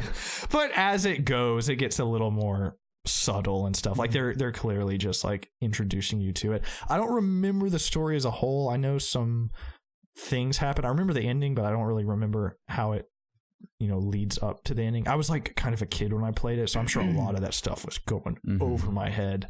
So I'd be interested in maybe dabbling in it, especially on the Switch, but like on the go. I don't know if I can ever take it seriously again after Gamer Poop, though. Yeah, that is artwork to me. Yeah, what he did to LA Noire. Yeah. So, I don't know if there's. I don't know if I could. I feel like there's better games I could play. It's a good game. A lot of people don't like it though, because it's not. Like like I said, there is shooting, there is a few action things, but it's mainly about you being a detective. If being a detective sounds fun to you, then absolutely get this game. Okay. Because that is the main thing you're doing in this game, is you are solving these cases, and you can actually solve them wrong. Mm-hmm. So what happens if you do that? I don't remember. Well, I know you can solve wrong. I remember you might get like chewed out or something. I don't know. But the characters are cool too. One of the main characters is from Mad Men. And the faces to this day, they look amazing. Are freaking incredible. Absolutely amazing. Like, if you see behind the scenes, they had like 300 I feel like that's a big part of the game, right? I mean, facial expressions are a huge part of the game. And you can tell because it's like the graphics aren't that good, but just the animations are crazy good. So I'd be interested to see what this game looks like in 4K. Definitely. So I don't know. It's only $40 too. That's Switch version, physical version of the Switch is $50. Okay. I think because the cart is higher, more money, but I think the digital version for Switch is $40 as well. And I think this is one of the few games that requires you to have a SD card. Okay. Did you hear about that? Some games coming out are going to have on the Switch box that you have to have an extra SD card because the games are so big they won't fit on the internal memory of the Switch. I see. So, got to get one of those anyways because I'm sure the Zelda DLC might occupy my remaining space. Good point. Yeah. Anyways. That brings us to community questions, gentlemen. A huge shout out to each and every one of you who sends us questions every single week. There are always so many good ones to apply to this show and our other show, Ask IOG. Hope you guys enjoyed the crossover episode of Ask IOG. That show will probably go on iTunes and Spotify from here on out. I should probably just go ahead and email Audio Boom about setting up an additional account for Ask IOG and just go ahead and get it out there. We'd like for it to have its own like intro song and own unique identity in comparison to the It's Obvious podcast, but for now we will probably start throwing it on there. I don't know how hard it is to get on Spotify, because Spotify for us not only wasn't a miracle and hugely beneficial to our growth, but it was like such a out of nowhere opportunity. They're like, hey, do you guys want to be on Spotify? We're like, yeah, sure. Like, all right, we're going to work to get you on there. And like 2 weeks later, we're on Spotify. And I feel like that isn't an option they advertise when you sign up with Audio Boom. I didn't even ask. They just asked us. So I don't know how hard it'll be to get it on Spotify per se, but it can go on every other service, including iTunes, of course.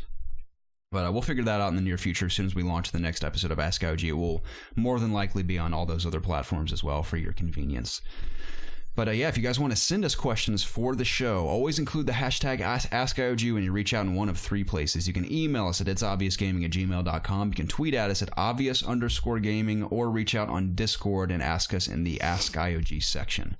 Those are the top three places, and if you just want to talk, feel free to message us anytime on PlayStation or Facebook or email, and we'd be happy to talk to you guys as well. But that brings us to our first question, and it comes from Sam Harris. He says, Bohemian Rhapsodies.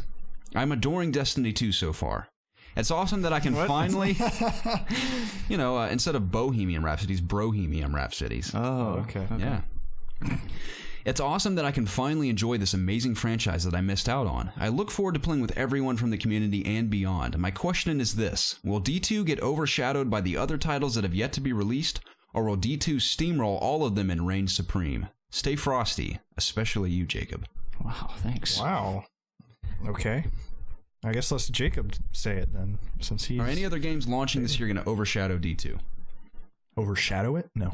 Absolutely not. I don't necessarily think D2 is going to absolutely steamroll everything, but it's not going to be overshadowed. I mean, by the time all these other shooters are coming out, it'll have been a while since Destiny will have been out. So I mean, but first expansion pack should be coming. Yeah, it'll be in December, soon. so it'll ramp back up. Yeah.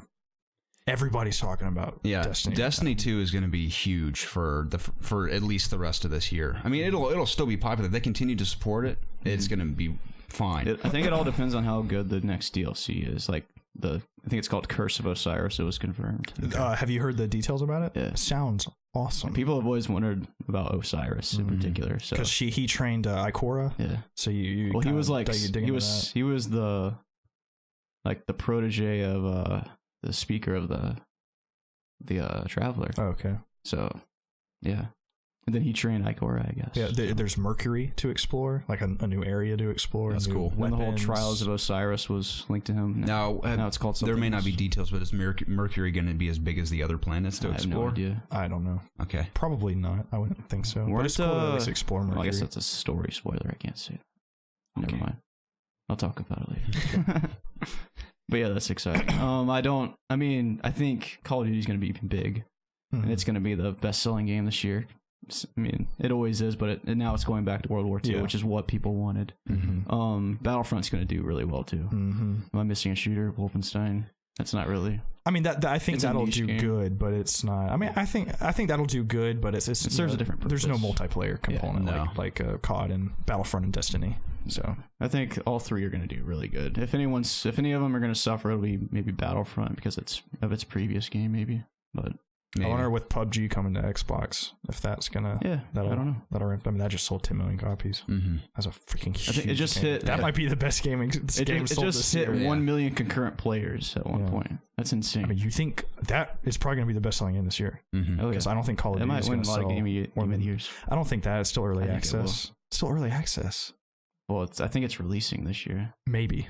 If it releases this year, then maybe. But I think it's still early access. Yeah, I don't know how early access works. Like, can it be? It's not a game of the year. I don't know. That's a lot of people have been talking about that because it's not really a complete game. It's kind of doing what Overwatch did last year. I don't think so. That's the thing. I don't even think. I think PUBG is freaking awesome. Congrats to PlayerUnknown. He struck a gold mine. It's a really awesome game. But I don't think it's game of the year. I don't either. But I mean. A lot of people do. I mean, I listen to lots of different podcasts, and a lot of people are so excited about the game. Yeah, like, I mean, it is like awesome. I follow a lot of people on Twitter. They're like praising the game. So it just depends. Like, will it be up for grabs? You know, or because if not, then I think Zelda is going to win a lot of them. But even if they both are, I think Zelda will still win quite a few too. So I could see it winning something like best multiplayer game or something. Yeah, when we're talking about like game critics, yes, PUBG is like a insanely popular game, but when it comes to like game critiquing and stuff, I don't see how you're gonna put PUBG in front of like Zelda or Horizon. When it comes to like multiplayer games, absolutely, I could see that beating out Call of Duty and stuff, like because of how just how fun it is and how like big of a phenomenon it is. It's not really a new idea, I guess, but it's kind of a new idea.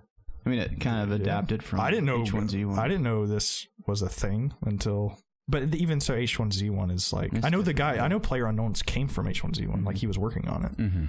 So, I don't know. Which is amazing to think about how much bigger it is now than H1Z1. It's definitely inspired from that. You can tell. But it's just but it's just so easy to just play. It's like...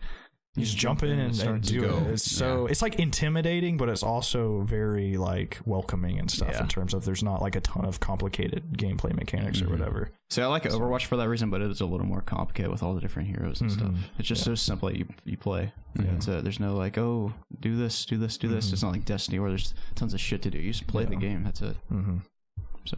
So what were we talking about? Destiny will not get steamrolled, nor will it steamroll. Nor will it. It won't be overshadowed, nor will it steamroll. But it'll still be probably way up there. Yeah, it'll be one of the top games of the year, and will continue to keep a high player base. Certainly. Is it good enough for game of the year? Do you think Destiny be in the conversation? Don't think so. No, I don't think so. Okay. I think it might be in the conversation, maybe. I feel like it might be a nominee, maybe.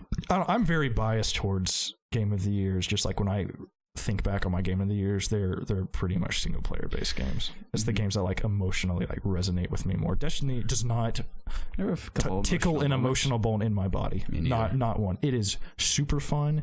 It's super satisfying. I love popping on a podcast and just running through and then playing Nightfalls and raids with you guys. I'm sure when we play through the raid, we're gonna be jumping and screaming and having a blast. Let's not look at anything. So it's like the emotional resonance that Destiny has with me is my experience with you guys and other people. It's not like, you know, like the game itself, really. Yeah, it's like the game is like the experience you share in that game with other people is what you remember. Yeah, just like I remember shooting this one Cabal and it like was amazing. Yeah, so I mean, I guess fun. That could make it like, oh, that was my funnest game of the thing. But I don't know. I typically, just in my opinion, I look towards like single player games. One thing that's a tragedy that we didn't talk about is the music in Destiny 2. It's so good. Oh yeah, it's great. That's what's so funny is that Martin O'Donnell, or what I think his name is Martin O'Donnell from the first Destiny game. When he's gone now, like I've always loved his music all through Halo. It has a very particular sound to it, and I always have loved it. But I can't remember the guy's name. But I interviewed one of the guys that worked. His name John? I can't remember. I have no memory of it whatsoever. He was one of like 5 guys that worked on the music for Destiny 2, and I mean he talked all about it, but Destiny's music in Destiny 2 is light years beyond anything we heard in Destiny 1. I think it's amazing how awesome it sounds. Like whether it's the violins at the beginning are so good. Yeah, but even like when you first land on Nessus, for example, there's like that very mellow choir that's kind of humming underneath. It's like that's so, and then there's like very triumphant melodies in certain battles that just sound so epic. And then I think there's one part in Nessus where you go into these caverns. It's like very like EDM based and everything. It sounds so cool. Yeah. But yeah, the whole soundtrack is amazing. That's one soundtrack where I'm like, I'm totally downloading that because it's so good. Yeah. So you get an emblem if you buy it in game. Do you? Yeah. How does it know that you bought it? If you think you buy it off Bungie, I think. Interesting. Okay. Yeah, I huge fan of the music. That definitely helps in bringing that emotional feel too, especially at the beginning. Ren says, "What are some of your favorite raiding memories in Destiny?" I mean, I guess you could say that for any MMO, but I guess since we're talking about Destiny, we can talk about Destiny specifically. Mine's got to be that night we stayed up until like 5 a.m. I love that because at the beginning when you sign into your original character in Destiny 2, it shows who you played with in those certain raid moments. And our first time we did Atheon, it showed all of us, and I remember those guys. This was my first time was with other people. Oh, that's right. I'm still friends with one of those guys. Yeah, because when me and Jacob played with you for the first time, that same crew we rolled with when it took us like 6.5 hours to beat Atheon, I just remembered all those flashbacks of doing that.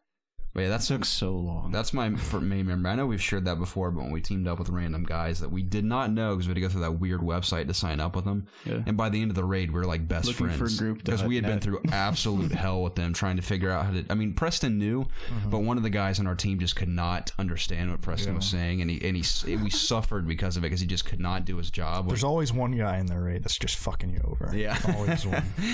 And that's what prevented us from finishing on time. But I remember we spent an entire night doing it, and we finally I got Icebreaker when we beat him. We all got Shatter White, and we all dressed up in our shaders and went to the tower and took screenshots together. I still have those screenshots on my PlayStation. Yeah. And I'll always remember that. I mean, there's multiple moments from Destiny, specifically raiding, that I remember, but that one especially. Another one for me was when we did King's Fall. I don't think you did King's Fall. Yeah, he wasn't. But that was one of my favorite fights I've ever done in anything. It was me, you, my uncle, and other guys. And there was this, I know at the very end of King's Fall, there are these platforms you have to stand on. And this one guy across from Jay, which Jay didn't want to call him out because he's just so nice. He kept jumping off this thing and was screwing us over. We finally beat it though, and the ending of that raid is freaking awesome. Oryx, you think you beat him, but he gets like 1,000,000 feet tall and he just like comes over the side. And it's just one final, just like, get out! Just everybody's just laying him out. You haven't seen the fight? That sounds amazing. Oh, so if you don't put enough damage on him, he'll wipe everybody. So it's like you do all the stuff and it's just one final, like he's just literally has his hand, like you were talking about that VR where you're like looking over the edge. He's like doing that to you guys. Freaking huge. You lay into him and then he just explodes and then we're all like that whole raid was very well put together. Yeah, that was my favorite. So was the new one. The weapons you get, dude, are so badass from that raid too. Yeah. Like I got the scout rifle. That was just so cool. The SIVO ones in the Rise of Iron were really cool. Yeah, I unfortunately never played. Yeah, that was a good raid. You should go look at that one too. Well, once everybody left, Jay told me, he was like, dude, the guy across from me, he kept jumping off the platform. I just don't want to say anything. I was like, oh, we could have been done like 2 hours ago. Man, if you would have told me. But I'm surprised how fast we beat that raid in our first, city. I know you had already completed it, so you were kind of walking. Yeah, we did it the week after it came out. But when the week it came out, I dabbled in like the first boss. Mm-hmm. So that was a fun raid. Memorable bosses. There was that giant troll thing. What's his name? Ogre. The ogre. Yeah. And then that there was a tough fight. Yeah, that was. And there were like these wizards in that one room. You had to do something. I mean, wizards at the court. I think so. Where Orcs was. Yeah, because they were on those top platforms. Yeah. Those. Yeah. Then there was a platforming where you had to jump across the freaking ships. Oh my gosh, that took like 2 hours just jumping across these ships. So that was fun. It was all inside a ship. Yeah, there were ships inside a ship. In a ship. And then Nightfalls, of course. I remember the first Nightfall we beat, which we had to cheese. We cheesed every night. We were just talking about that the other night. Like, they've probably cheese-proofed these Nightfall raids. Definitely. So I'm like scared to do one. There's nowhere to hide behind. There's enemies everywhere. Dude, I can't believe just how ridiculous that moon strike was in Nightfall, where you could just nick him through that tiny little sliver in the door. That was the first one we ever did. Yeah. And we just spent half an hour just nicking away at him very slowly. And those stupid things would spawn. They would shoot at you in that room. Yep. Oh, then I remember the hive mind, that giant hydra in that one strike. There was a way to jump up to the top. Oh, I'm talking about D1. Oh yeah, where you'd have to jump down in that hole, but there was a way you could like jump up to this top platform and you could hide in the corner and shoot him from. That was the one I got the Monte Carlo. You used to be able to just sit at the top and snipe. Yeah, so easy. You could like do it by yourself. You could solo the Nightfall all the time. Yeah. Then that was, like I said, the Monte Carlo one. That's my biggest memories, like even besides the raids. I remember when you got that. Getting drops. Monte Carlo like had a panic attack. Yeah, I remember died. I remember running through my house getting When you got Hawkmoon, I just heard like he just fainted or threw the controller down. We didn't hear from him for like 5 minutes running around the house. I need to tell her when I got Hawkmoon. Then I remember the Yellowhorn. Everybody was talking about it. You guys like this Hornet I made? That would hurt, man. It's a good one. Thanks. Did you see Cade 6? No, it's not a spoiler. Cade 6 mentions the Gallahorn in the story. I probably missed it. Yeah, he like talks about like, man, that does more damage than a Gallahorn or something like that. But he says Gallahorn. I was like, I thought it was Yallarhorn. Yeah, it's Gallahorn. Oh, it is? Okay. Yeah. I remember you tried to do Yallarhorn for a while. I was like, I disagree, Jake. Well, I mean, when the developers start saying it, you gotta kind of be like, But then Cade 6 is Gallahorn, so Cade knows best. I guess. Does he know best? I don't know. Maybe that was on purpose. They made him say Gallahorn because he's like the dummy. I feel like that's how you say it. Yeah. Anyways, I hope that comes back. It's gonna come back. In an update, Gallahorn's coming back. It'll be a big thing too. Everyone will be excited about it. Because I know you could pre-order it, the Rise of Iron or whatever. You could get like the black one or something. They got to bring the Iron Yellowhorn. Yeah, that's like one of the most known exotics in Destiny. They got to bring that back. So just because it never got sold by Xur, you can only get it from RNG. He did sell it from Xur one time. I got it from Xur. Like the second. I got a lot of my exotics from Xur. Yeah. That's what I'm saying. Like it took him like over a year to sell it again. People were like conspiring, like, oh, they're not selling it because everyone wants it and it's overpowered. Yeah. I got Hawkmoon and Gallahorn from Xur. I like that it was overpowered. Yeah. That's awesome. I didn't get it for a while. I got it one of the times I sold the Nightfall. Oh yeah, I remember Jay got it playing with you. He was very happy about that. It was like, it also kind of sucked because when you got in a group finder, you would like get, this happened to me a few times, not like all the time, but a few times. I would get into a group and they're like, all right, everybody has a Gallahorn, right? I was like, no. And then they kick me. Yeah. Like, oh, okay, cool. No. I played through the raid on hard mode with way less light level than I should have, and they almost kicked me a few times. They just couldn't find another person, and we never could beat the raid, so we had to cheese it. We had to knock Atheon off the ledge to actually beat the raid on hard. Oh my god. Yeah. That's hilarious. Anyways. So that was your first raid experience. That was my hard raid experience. The first raid experience went Didn't you tell me you did that like all day long trying to beat the hard raid? Yeah. Yes. Yep. That's amazing. The entire day, literally the entire day. I woke up and it went into like midnight or 1 that night. That's insane. The first raid I ever did, I was with a group of people that had already beat it 2 or 3 times, and we went through it so easy. I was just doing exactly what they told me to do, and like we didn't even like die almost. Nice. So, but anyways, I guess that's enough for that question. Caleb says, what game have you all taken most seriously and played most competitively? And do you enjoy that style of gaming as much as story-driven games? For me, it's more fun and will sell a game to me.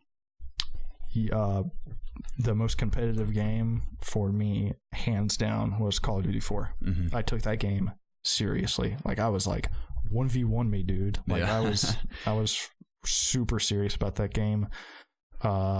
Since that game has passed, I have not been that way with any other game, not even close. It's like because it takes so much out of you that you can't get to that level of competitiveness again. It's too much commitment. It's too much just agony and stress. Yeah. So, and does that? What was the second part of that question? Do you enjoy that style of gaming more than story-driven experiences? Not even close. I understand. My most competitive was also Call of Duty 4 in addition to Halo 3 in 2007. I took those games so seriously, wanting to play my absolute best at all times. Halo 2 as well, but definitely Halo 3.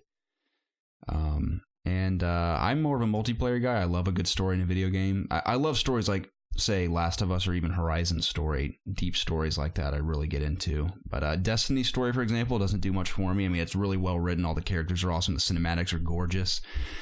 But it isn't a campaign I'd like more than like the social aspect of Destiny per se. So any game that's a multiplayer component, I typically lean more towards that direction. But not because I'm like, I want to be competitive. I just really like playing against other people. It just always makes it a dynamic experience. But it just depends on the game. If it's a game like I said, a game like Last of Us that has a deep, intense story like that, then I'll lean more towards that than the multiplayer. Even though the multiplayer in Last of Us is phenomenal. So, what about you, Jacob? I played Black Ops 2 a shit ton when it came out. I played that religiously for like up until Ghost came out, pretty much. And I think I almost got the max prestige. I played it so much. And I got like several diamond camos, so I was like really into it. And then besides that, probably maybe Overwatch I really got into, or I still am basically. I just haven't been playing it right now. And maybe Destiny, I guess. I used to be really into Destiny 1, playing that every day, playing Crucible.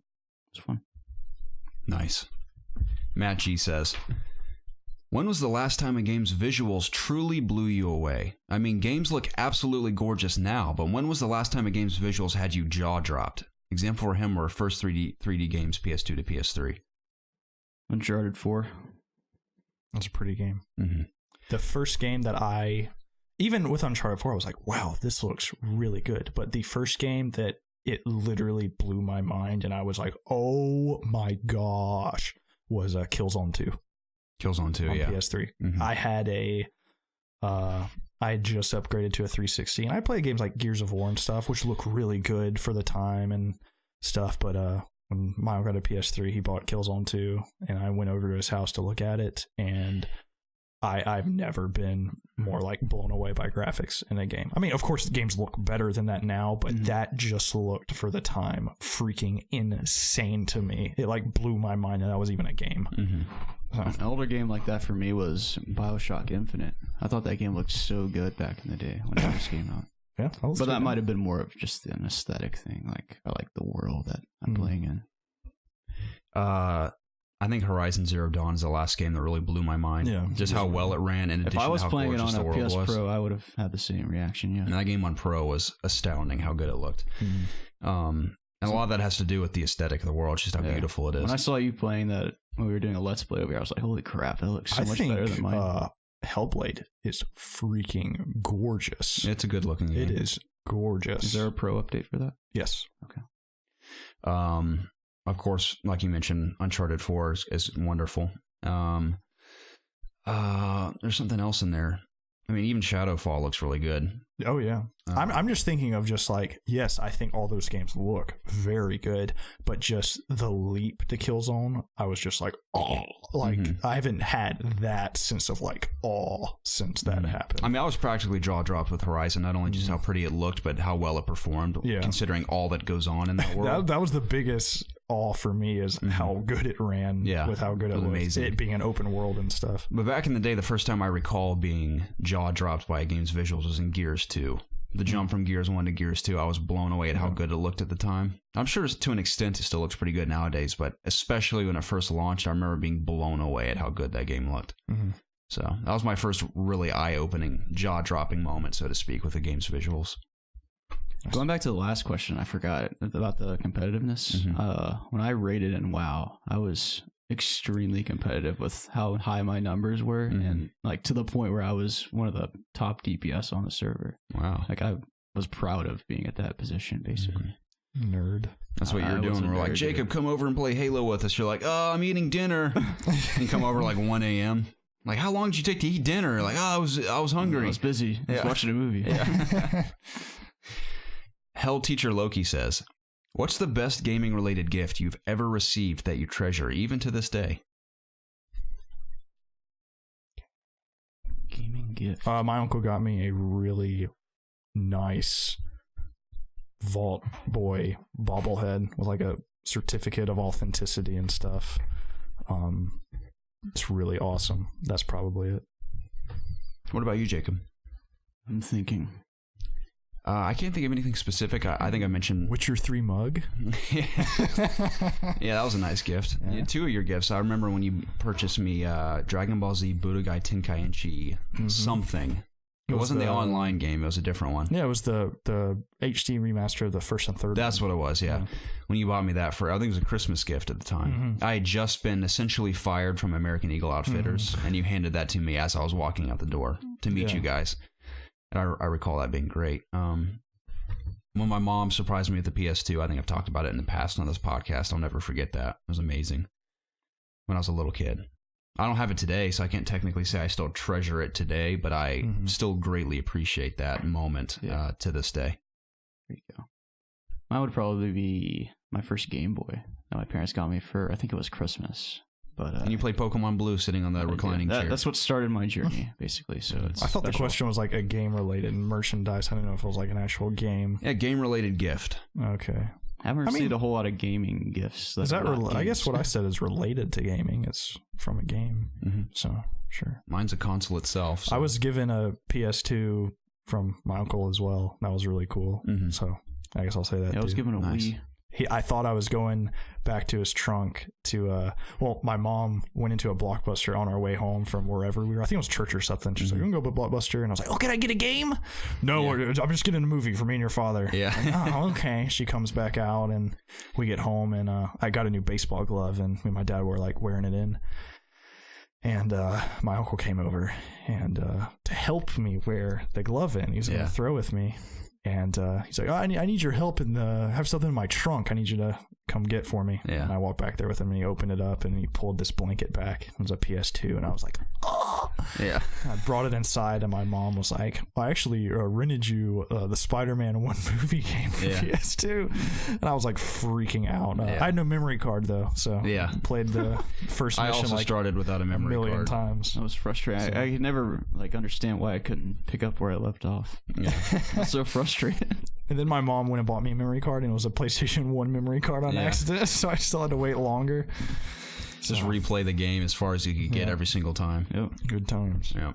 That's how I did Ratchet and Clank for several months, I assume. It's just I played the beginning over and over again. It's frustrating. Wonderful memories. I loved it though. Yes. Jay Dunn says, "What is your proudest platinum trophy, or if you don't have any, what is one you would like to earn?" I think Bloodborne for you? I guess Bloodborne. That would be the one that I would want to get. I mean, it was hard, but I'm trying to think. Yeah, if I would have done the Flawless Raider in Destiny, that would have been my most proud. But I don't know. All my platinums have been pretty easy. Yeah, all of mine, I can't really be proud of any of my platinums because none of them were necessarily challenging. They were just time consuming. Mm-hmm. But I'll go ahead and say the ones I had the most fun with were both Ratchet and Clank and Doom were the ones I had the most fun platinum. He doesn't care about your fun. Okay? Did you get Horizon? I did get Horizons. Yeah, Horizon was great. That was another great platinum. That was my funnest one. Yeah. Horizon. Yeah. I'll say I'll throw that one in there too. I'm proud of The Witcher 3, 2 platinums for that. 2 game. platinums. It's insane. Yeah. You're an insane man. Yeah, I know. What about you, Jacob? What? Your proudest platinum out of all the ones you play. You platinum more than I have. What about that Lego game? You said that was awful. Yeah, it was.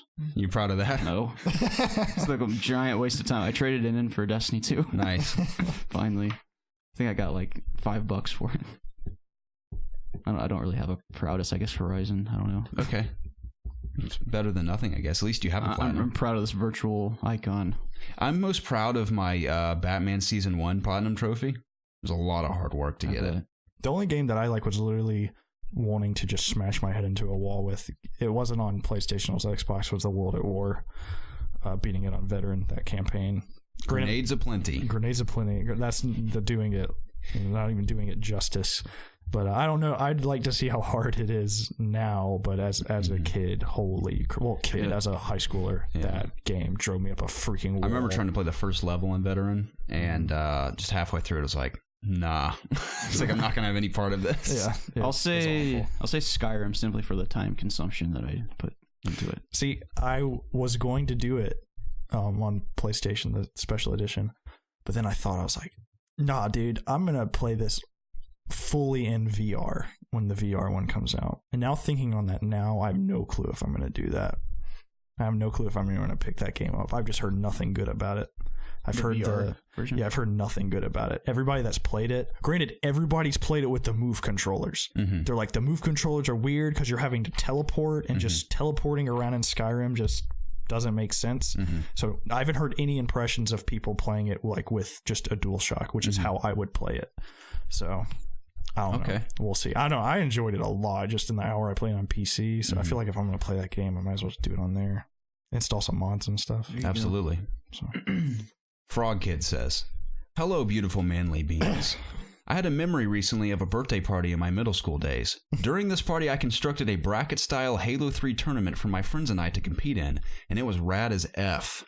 My question to you all is, what is your most memorable gaming event or experience you have shared with your friends, possibly similar to my birthday tournament?"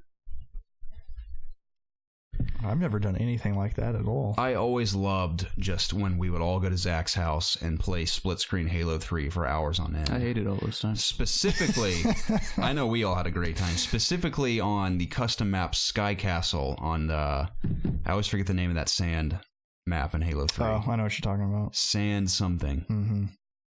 Why can I never remember the name? Because it's insignificant. Right. But we would play Infection on said map where we would make the zombies run. You talking about the one with the beach?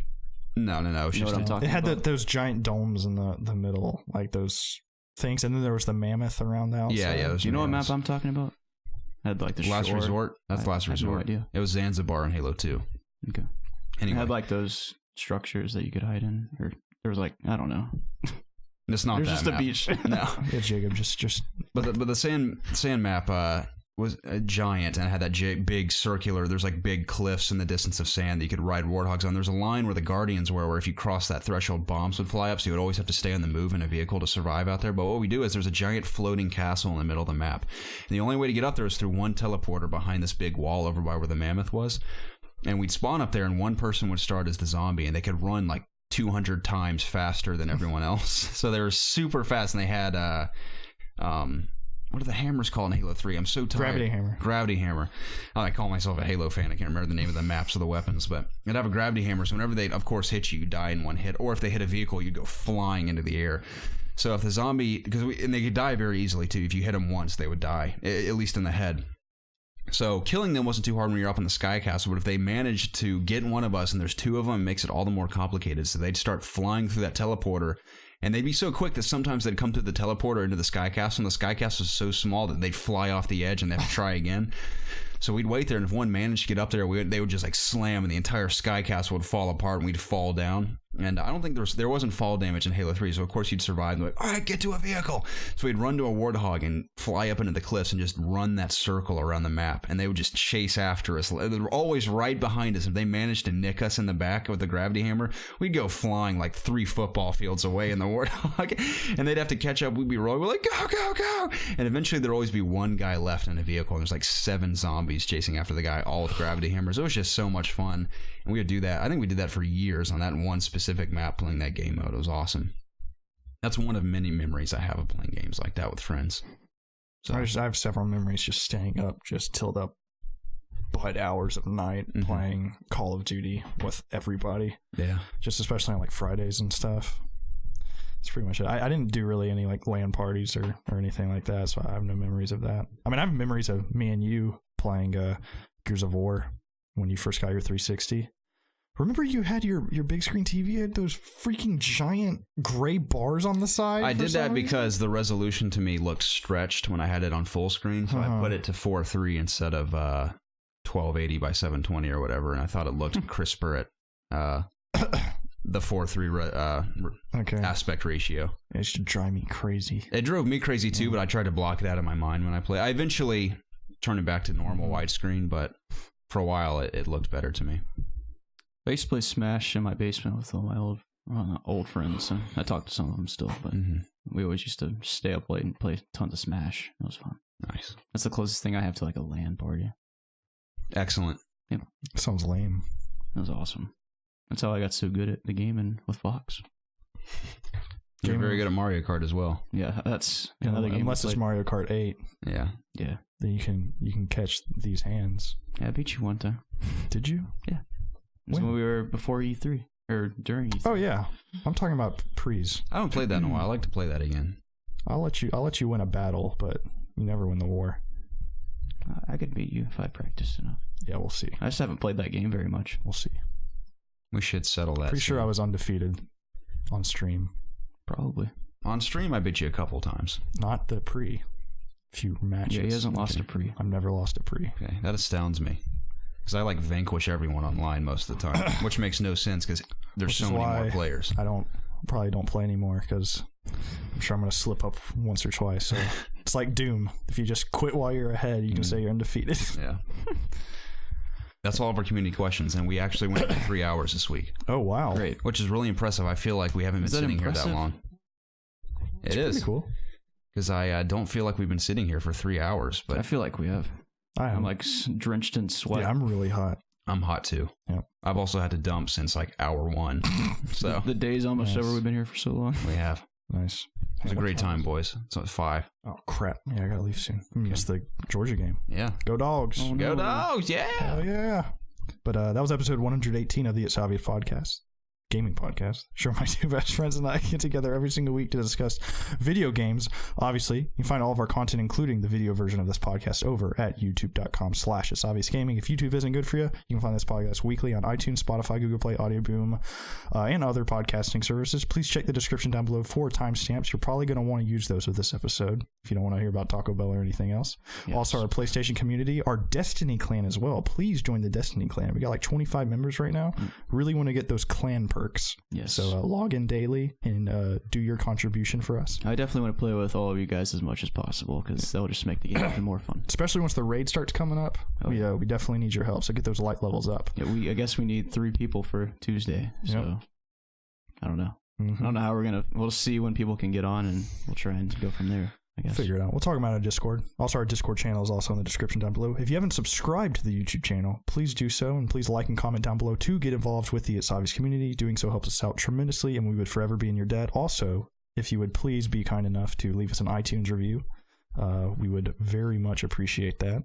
The more reviews and the more subscribers we get, that helps us out a ton. Anything else? I guess our Twitch channel is also down in the description below. We like to stream occasionally. And if you can go follow us on there and watch us, that would help us out a lot.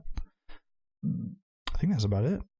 I believe so. Unless I'm forgetting something. I know we'll be playing a lot of Destiny this week and streaming, of course. And we'd love to hang out with you guys in space.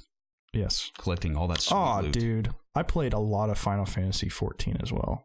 I'm max level for the vanilla game. I've got my fully upgraded Dragoon armor. I look like a badass.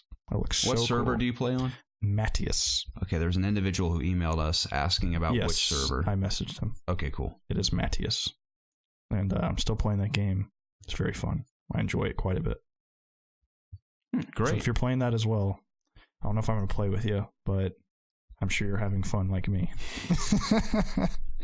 Matthias. Anyways, Thanks for sharing, Preston. Yeah, absolutely. But gentlemen, it's been a pleasure talking with you guys. I look forward to playing more Destiny with you. And also, I look forward to playing Destiny with the community as well. And I look forward to doing another podcast with you next week. Likewise. All right. See ya. Goodbye, See you everyone. guys.